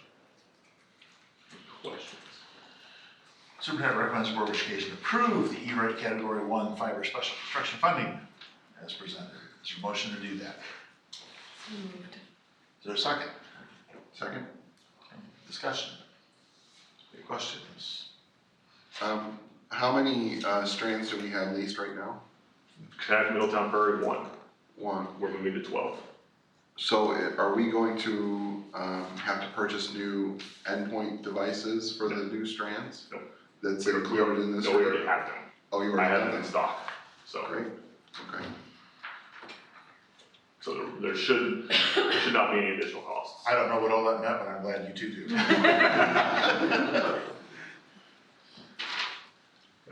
Any other questions that I can help you with? Thanks for applying for the grant. Yeah, Yeah, great job, that's Jared. great It's awesome, work. thank you. Very nice. Okay, roll call vote, please. Schultz, Yes. Giles, Larson, Yes. Keith, Yes? Hennessy, Yes. Hendricks, McComb. Yes. Item 9, keep in mind we've added 2 items in the closed session. We're moving along here. Previously closed minutes, Dr. Hall. This is just our 6-month check-in on closed session minutes. I am recommending that they remain closed due to the confidential information that's contained in them. Okay, that's the motion. Is there a motion to do that? I'd like to make a motion that we keep the closed session minutes closed Is there a for the second? last 6 months. The last 6 months. That's what you said, right? It was only 6 months worth Is of. there a second on that? I'll second. Okay. Got a motion and a second. Discussion. Does that include the minutes that we approved tonight? Yes. Because they were tabled from last Until they month. could be returned, okay. Right. So the older ones, they don't really have any, the ones prior to, I think, April 1st, they don't really have any private information. I lean more towards let's release those. If I remember correctly, they just list With the essentially, exception of January 14th. oh, that's right, January 14th that was has a, yeah, specific information that we should not release. right. I And mean- just as a clarification, it wouldn't include the May minutes that you're approving tonight. Just Oh, okay. April, it goes through April. Through April. So I mean, I would suggest essentially the ones that are still very brief, they basically say the exceptions that were discussed, the open meetings act exceptions that were discussed. I would suggest we open those. Is that what the motion is? No, this is part of the discussion right now. Okay, I just want to make sure, I was like, because we made a motion in second. And so you're making an addendum to the original motion. I- Just I- making a comment. Just make it happen. Just making, I'm just wanting to get it clarified, okay? I agree, I think that, the minutes that we currently have are still insufficient. I don't think that they're, you know, we removed the records management piece from tonight, so I feel okay with this either way. But I do think that in terms of having closed minutes closed, I think they need to warrant being closed. And right now, they're very generic, and everything that I've read, with the exception of the January one that Colleen referenced, there's really nothing in there that would require them to be closed. If we're talking about continuing standard practice for tonight, I could probably vote yes to that, but I think in terms of how we approach minutes and our record keeping moving forward, I think that warrants more discussion. I would agree with that. I don't believe it's just the January 14th minutes that should not be released. So I don't know. I think what Colleen's saying is, if I understood it right, is that, April and January is that- 14th. Yeah. Okay, I is just that, wanted to is that we should,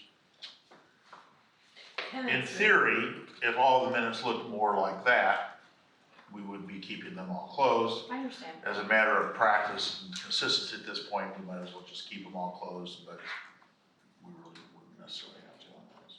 Well, at any point in time, You we can can revisit open this them up issue and later release after them, we- so this is not a Yeah. forever type of vote anyway.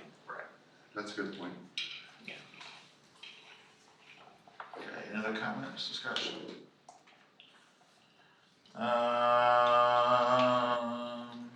This is a roll call vote. So this is, the motion and the second was to keep them all closed at this point. Jennifer, roll call. Keith, No. Larson, Yes. Hennessy, Yes. Hendricks, Schultz, Yes. Giles, and McComb. Yes. Do you ever get confused when you say the people's names and they're not here? Because I'm thinking they're not here. Because I thought, I'm not Giles and McComb, that's how I always, okay, we've got, 2 items we moved to the end. Let's do the bills first. We pulled those out. You've had an opportunity, if you didn't find them in the electronic packet, to look at them. Superintendent recommends that we approve the bills, especially since we have the money to pay them, which we weren't sure we were going to. Is there a motion to do that? So moved. Is there a second?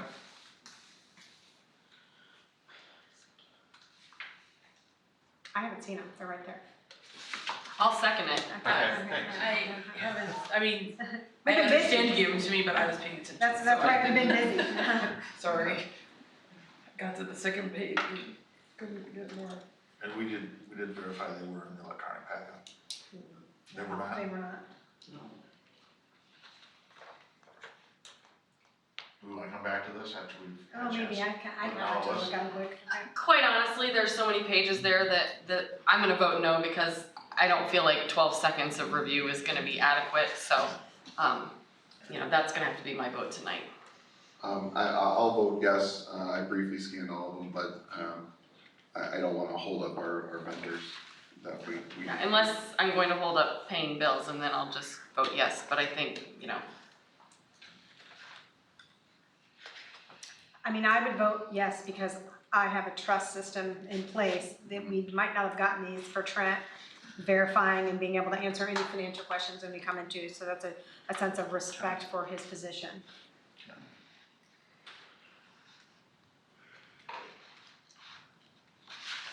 All right, let's go ahead and do it. Pages. Keith, Yes. Hendricks, Schultz, No. Giles, Larson, Yes. Hennessy, no. McComb. Yes. All right, last item for open session, and we do have a fairly, what we think will be a fairly lengthy update in closed session. Whatever fairly lengthy means. But Colleen asked me to discuss a little bit about board meeting procedures, So I just wanted to talk about something that I think needs to be talked about sooner rather than later. I know there's a lot of things that can be talked about later. And I've actually already talked about it with Lindsay, so she already has heard this one, so sorry. We talked in our last meeting about the contracts, and it was kind of a long debate. And as I've been thinking more and more about the paragraph in the contracts that we talked about, I think it's really brilliant. And the reason I think it's brilliant is because it is extremely clear in that paragraph that the evaluative role lies just with the superintendent in that paragraph. There's no evaluation piece given to the board in that paragraph. But what it does say is that the administrators will come and meet with the board to talk about their goals, how they're doing with different things. And to me, that part is relationship building. And so I think that's so great, and it's invaluable to meet one-on-one with the administrators that we have in our district. And I just don't think that can be, there's nothing that matches that. And as I was thinking about this, I was thinking about an experience I had not as a board member, but as a community member and a parent. I'd been asking around town about the junior high cross country. And every person that I talked to said, oh, the junior high cross country is fabulous. And the junior high cross country coach is great. And everything's good, sign your kid up, right? And so my feeling was, the junior high cross country coach is good. I mean, I had no hesitation about that. But over the past month or two, I've had the opportunity to talk to the junior high cross country coach, to see the junior high cross country coach, talk to kids, I've seen her interact with kids, I've heard her passion. And so a few months ago, I would have said, Lisa Martin is a good coach. And today, I have a completely different understanding of what that means, right? Because I've interacted and I've understood, I heard her passion, I've heard the things that she said. And, you know, also, if someone were to ask me, why do you think she's a good coach? I would say she cares so much about the kids. She wants to build relationships. She's really into safety. She talks to them in a way that they're not babied, but she, you know, encourages them. I would have all these great things to say. But then someone else I was talking to said, well, I really like her because she understands how to bring a kid from this position to this position athletically. She understands how to stretch, how to, I don't know, they explained a bunch of stuff that I wasn't really into, but, you know. Ron, I personally don't get that. Running, I even ran cross country in high school, but you know, all this detailed athletic stuff about different stretching and different things.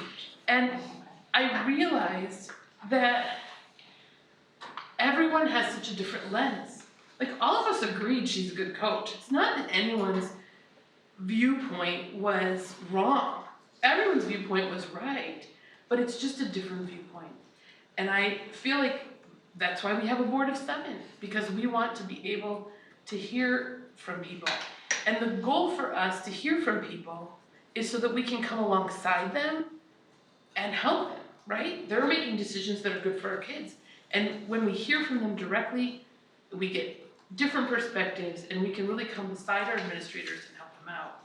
And so I found that brilliant, and so found myself very happy that we voted last week that we're going to do this. But the reason that I think I want to talk about it tonight instead of waiting about a discussion about this is because, you know, it turns out that we have 17 administrators that we have or will enter into contracts with this paragraph. And in a standard board year, there's 17 board meetings. And so, you know, theoretically, we could just every board meeting at the beginning of the closed session, invite one administrator in. They could tell us about what they're doing. We could hear about their vision, their passion, their goals, how they're doing. We could ask questions. We could build relationships with these people, different from what we would get if 7 people met with 17 people and then, oh, what did he say to you? Well, this is what he said to me, and we would have this all together as a board. But at this point, we're sort of behind the gun because we haven't been doing this. And so now we're gonna end up having to double up. And I just don't want us to go so far that the overwhelmingness of the task of consolidating it makes us think that we shouldn't do something that I think is really good for kids.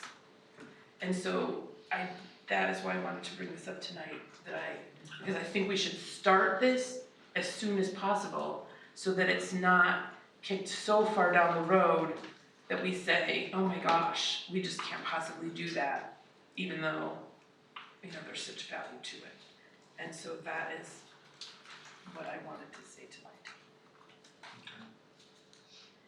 I think well said. I personally like that section of the contract too. I'd like to see us start scheduling, it sounds like 2 or 3, a meeting.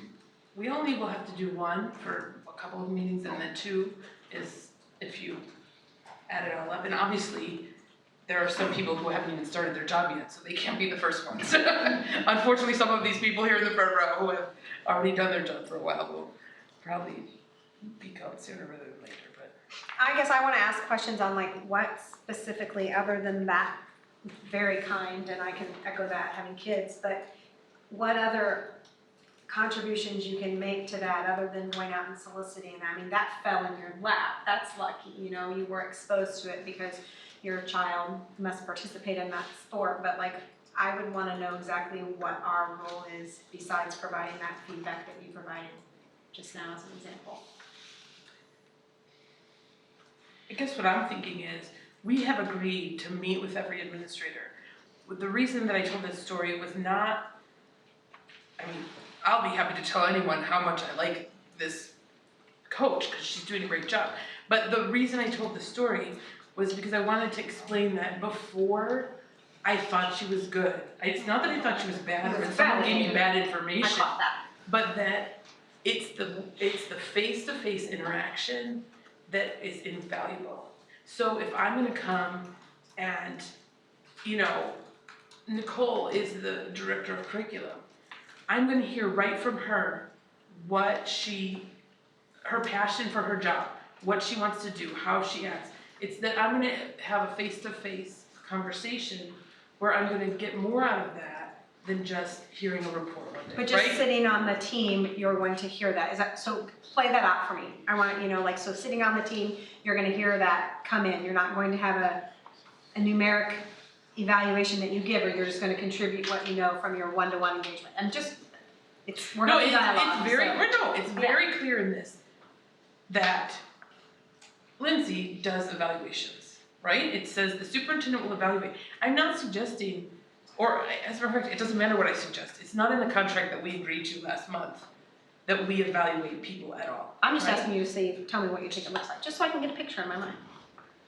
Okay, so we come. Poor Nathan, he's sitting right in front of me. Nathan comes in and says, I'm the principal of the junior high. And we say, Nathan, tell us about your goals for the junior high. And Nathan says to us, I really have a heart for this. I think that kids need to be socially engaged, and some of the things we've been doing are not socially appropriate for kids. And, you know, I'm in the school every day. I'm trying to use this so I don't put them on the spot, right? I'm there every day and I see how the boys act. Do you know what 8th grade lunch is like? It is crazy. Right. And if we would put the girls with the boys together, then their social and emotional growth would grow in something as non-academic as lunch. And we would hear from him, his passion, his vision, and then he might say to us, I would really love it if I could do this at the junior high. And we would see that and know that and hear it, and Megan would hear something different than you, would hear something from me. We'd all hear those things, and we would be able to build relationships. And then we would be able, when we hear things, do things, it just furthers our relationship and our I just want to ability know what it looked like. to join. But it's not because we're gonna say, well, Nathan was pretty good, he caught that That's what I one, he meant. caught that one, because it's not our job, right? Our job is to build relationships, to come alongside.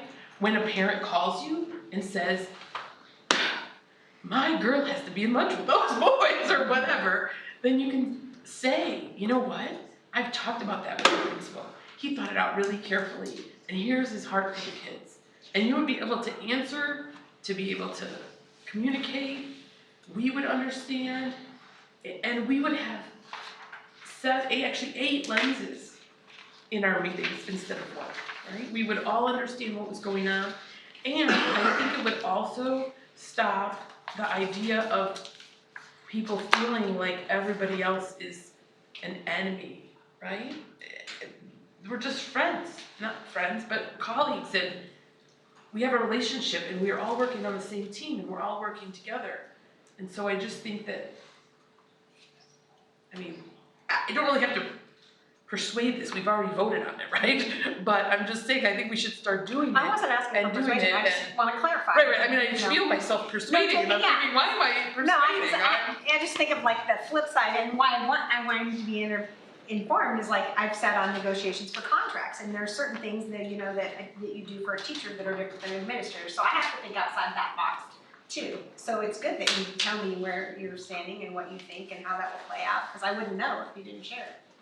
Nor would any of them. It would be fabulous if we could meet with every single employee in the whole district, but, No, I don't want to I do mean, that. come on, that's totally I don't wanna do that. unrealistic, right? Well, I mean, it's totally unworkable, but And there's that's not a 17, and we have 17 meetings, so inviting one person in for a chat and getting to know them and getting to understand where they are, and not having to say, if Megan wants to know what's going on in junior high, she talks to Nathan, and then if you want to know what's going on in junior, then you talk to him, then I talk to him, and then he has to have 7 meetings, and then he thinks, did I say that to this person or that person?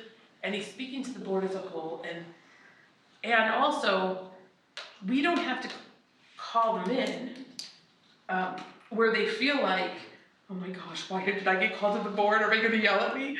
And if they wanna talk to us, they don't have to make a request and feel like they're complaining, right? It's just once We don't a know. year, 2 years I've everybody been on the gets board, to we don't come. know.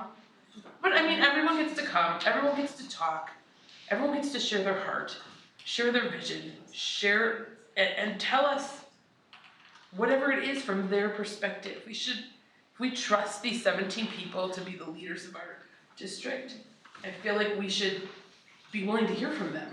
If we're trusting them to do a lot of stuff for us that we, if you read the school code, we're responsible for a lot of stuff. And we totally have delegated that out to these people. And so talking to them once a year doesn't seem to me to be an outrageous idea. So if you look at the text in that section, it talks about doing two things.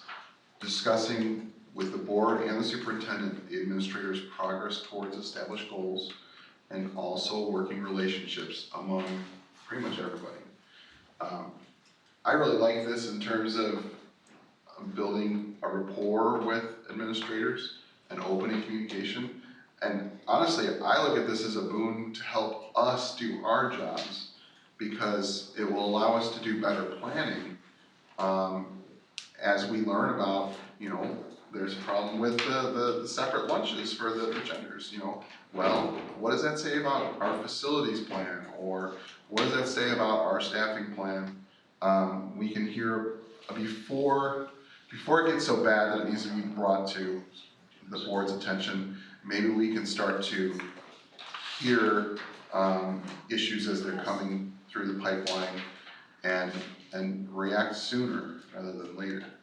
So that's what I like about it. Whenever I ask a question, it doesn't mean I'm opposed to it, it's just asking a question and hearing that input, so that I can understand. So I think your original question was, what does it look like? Yeah. I think it looks like it says that we do those two things. We look at working relationships and we look at their progress towards established goals, and we just discuss it. We're not necessarily evaluating, we're just discussing it so we can understand. Sure. And they can provide a clear picture to us. Whereas in the past, how it has taken place is the superintendent has given us that information as a board. It's not like we didn't know how someone was performing or what their indicators of excellence, performance, or were. That was very much shared with us, but we were not a part of that input process, just so you know, because I don't want people to think that we didn't know what was going on with administrators. And So this is, once again, this is like zero reflection on Lindsay at all. It's not that she wouldn't tell us accurately or wouldn't know. I mean, she is gonna tell us through her lens, the same way I'm speaking through my lens and you're speaking through your lens, Sure. right? Everyone speaks through their own lens. It's just another way to build relationships, build rapport. I don't know, I think it's a great idea that could really benefit everyone, including kids. Okay. Well, I have something else to discuss that's under this heading, but not related to the administrator contracts. Okay. Is there anybody else that wants to talk about the administrator contracts before I bring up? I like it. Okay. I'd like to suggest that we reconsider our plans for the self-evaluation meeting in August. I don't know what the right place is to do that. As I understand it, our plan is to have a facilitator come in and we conduct that in closed session. I don't know how that decision was made, but I have some problems with that decision. I don't know if we want to discuss it tonight. I'm happy to discuss it tonight. I had a couple questions too, because I went back and I couldn't find the vote that took place, because it wasn't this board, it was the previous board that I guess agreed to this. And I have a question as to whether there's a cost for that August 5th meeting and what that cost might be. I just feel like we keep talking about August 5th, but I don't really feel like this current board has had the opportunity to discuss, what it is that we're going to do and how much it's gonna cost. So I just have some. There is a cost, it's fairly minimal. It's like $500. An ISB recommends we do this. And we are the current board, the current Particularly- board elected are the people that made that date choice. So it wasn't the old board, Yeah, it we made was the the date currently elected one. But it's just a great opportunity to kind of talk about how we want to operate, what we want to do. Sorry, what do you mean you made the day choice? The date choice, like, it's not like, because you said the date or all of the people that are on this board right now are the ones who agreed to that date. You made it sound like maybe like it wasn't, that's the way I. Well, no, I mean, we agreed to a date. I'm Right. saying to actually go through the procedure that way. In taking the Open Meetings Act, there's very few things that you can go into a closed session for. They ask you to be cautious about what you do behind closed doors. When you're talking about process and procedure, to me, that seems like the school code is very clear about doing that out in the open, in the purview of the public. And so as things have come up in our discussions and emails, I keep seeing, we'll talk about that on the 5th, we'll talk about that on the 5th, and I have some real questions because a lot of those things, from my reading of OMA, don't fall under the category of closed session. And so there are things that I think procedurally we need to, enact rather quickly, and that was, I know, Dr. Hall, you said you were gonna go through some more things. I don't wanna, if this is one of the things you were going to cover, but for example, when I talked about my board update, we talked about people wanting to go and review board meetings and to see the videos. And I've had people reach out and say, I can't find the video, I don't know where the video is, the video was cut off, we didn't get all of it. And so for me, one of the things I ran on was transparency and communication, so I'm trying to stay true to that. I think it's important that we rather quickly have a real clear policy about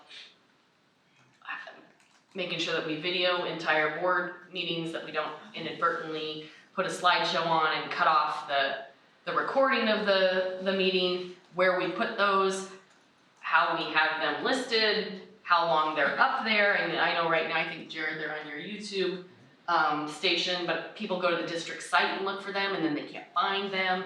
So in terms of those types of policies and procedures, I don't know that we need to do that in closed session. I don't think that falls under the umbrella of closed session. And it's also, I don't want to wait until the 5th to have the discussion about how we make sure that those things are happening. I think that's a conversation to have right now. I'm only aware of one time when it just, it wasn't intentional to stop the video. It happened, it had to do with the setting that we had, and because the board meeting went for so long. So we readjusted. Yeah, I'm not making a critique, I'm just saying a parent reached out, a couple of parents reached out, and it was clear to me that we have a little bit of work we could do with the community to better explain and maybe reevaluate where you find that on our site. Yeah, and also if you could direct people to us, we're happy to answer those questions and get people where they need to go. I've never fielded a call about where the videos or gotten an email about that, but we're happy. That's why we're doing it. So we want people to find those, and if we need to do a better job, that's great. But I also need to know and be informed if people are having trouble finding that. So I'm happy to help with that in any way.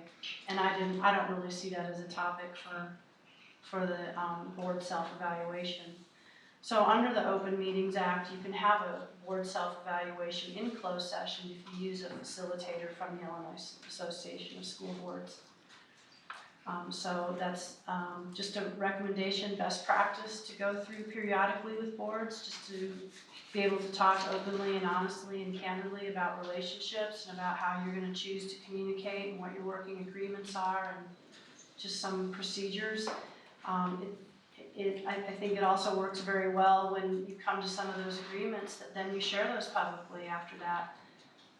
So it's perfectly fine to have that kind of meeting. That's completely okay. You do have to have a facilitator in there with you though, and it's a very helpful, really productive, positive process. But models what we expect of our educators too. We expect them to have professional development, and that's where we're getting the opportunity to have professional development. So does the IASB provide an agenda? Is there something that we've already been sent? I just haven't seen any material about, what to expect and how it's gonna run, so that would be helpful to have. Sure, yeah, absolutely. And there are topics that, are issues or problems or questions. We can put those and build an agenda. I will talk with Dean Langdon, who is a gentleman who's planning on coming. And it's not, it doesn't mean that's the only time you ever talk about that. It's just a time, I think, especially important when you've got new board members, but it's also important to go through the board self-evaluation process, even if you have people who've been on the board a really long time and are experienced. It's just kind of a freshening up, re-energizing. How do you grow and learn to work together and be a team? But also within that context, you know, working through disagreements, which are fine to have as well. So it's the closed session part of it is meant so that you can just have really open, candid conversations, which can be extremely helpful.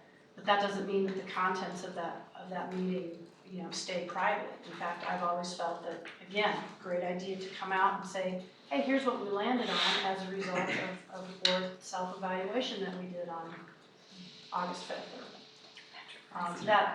That date happens to be a scheduled study session, and we were having a hard time just due to crazy schedules of coming up with a date prior to that, and so that was already on the calendar, and Dean was available.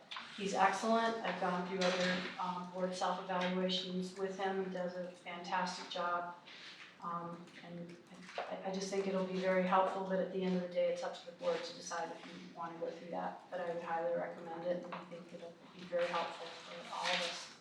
Quite honestly, I'd hope we'd go through it sooner, but due to schedules, that was the date that everybody planned on. It was a regularly scheduled meeting. We've done these probably every 2 or 3 years. They've been very helpful. I've been on the board 2 years, and this will be my second one, so. Do you think there's a difference in the process between using a facilitator and not?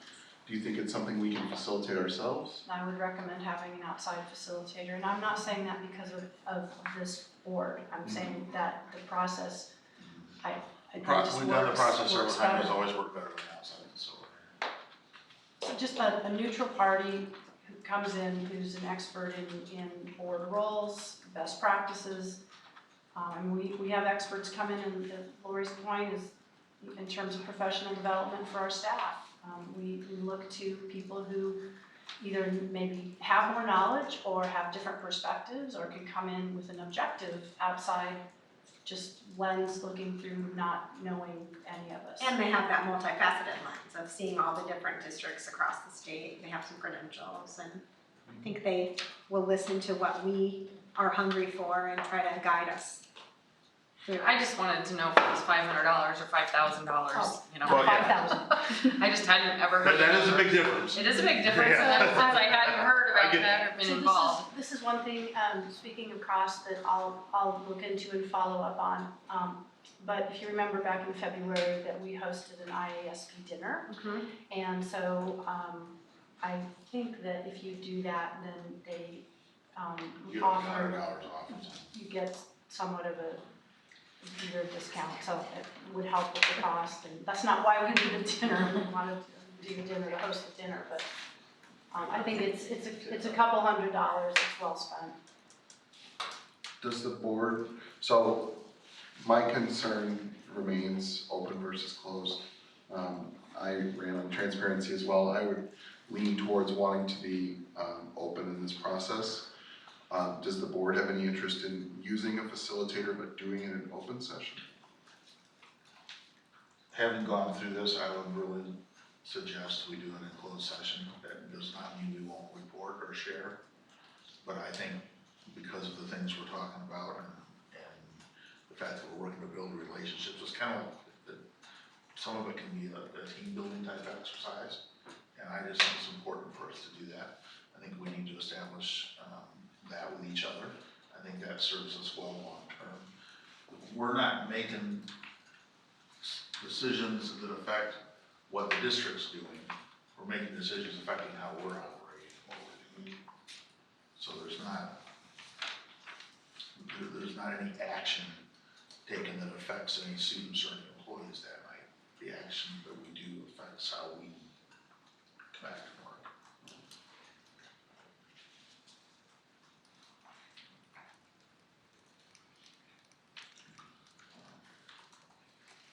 Does that help?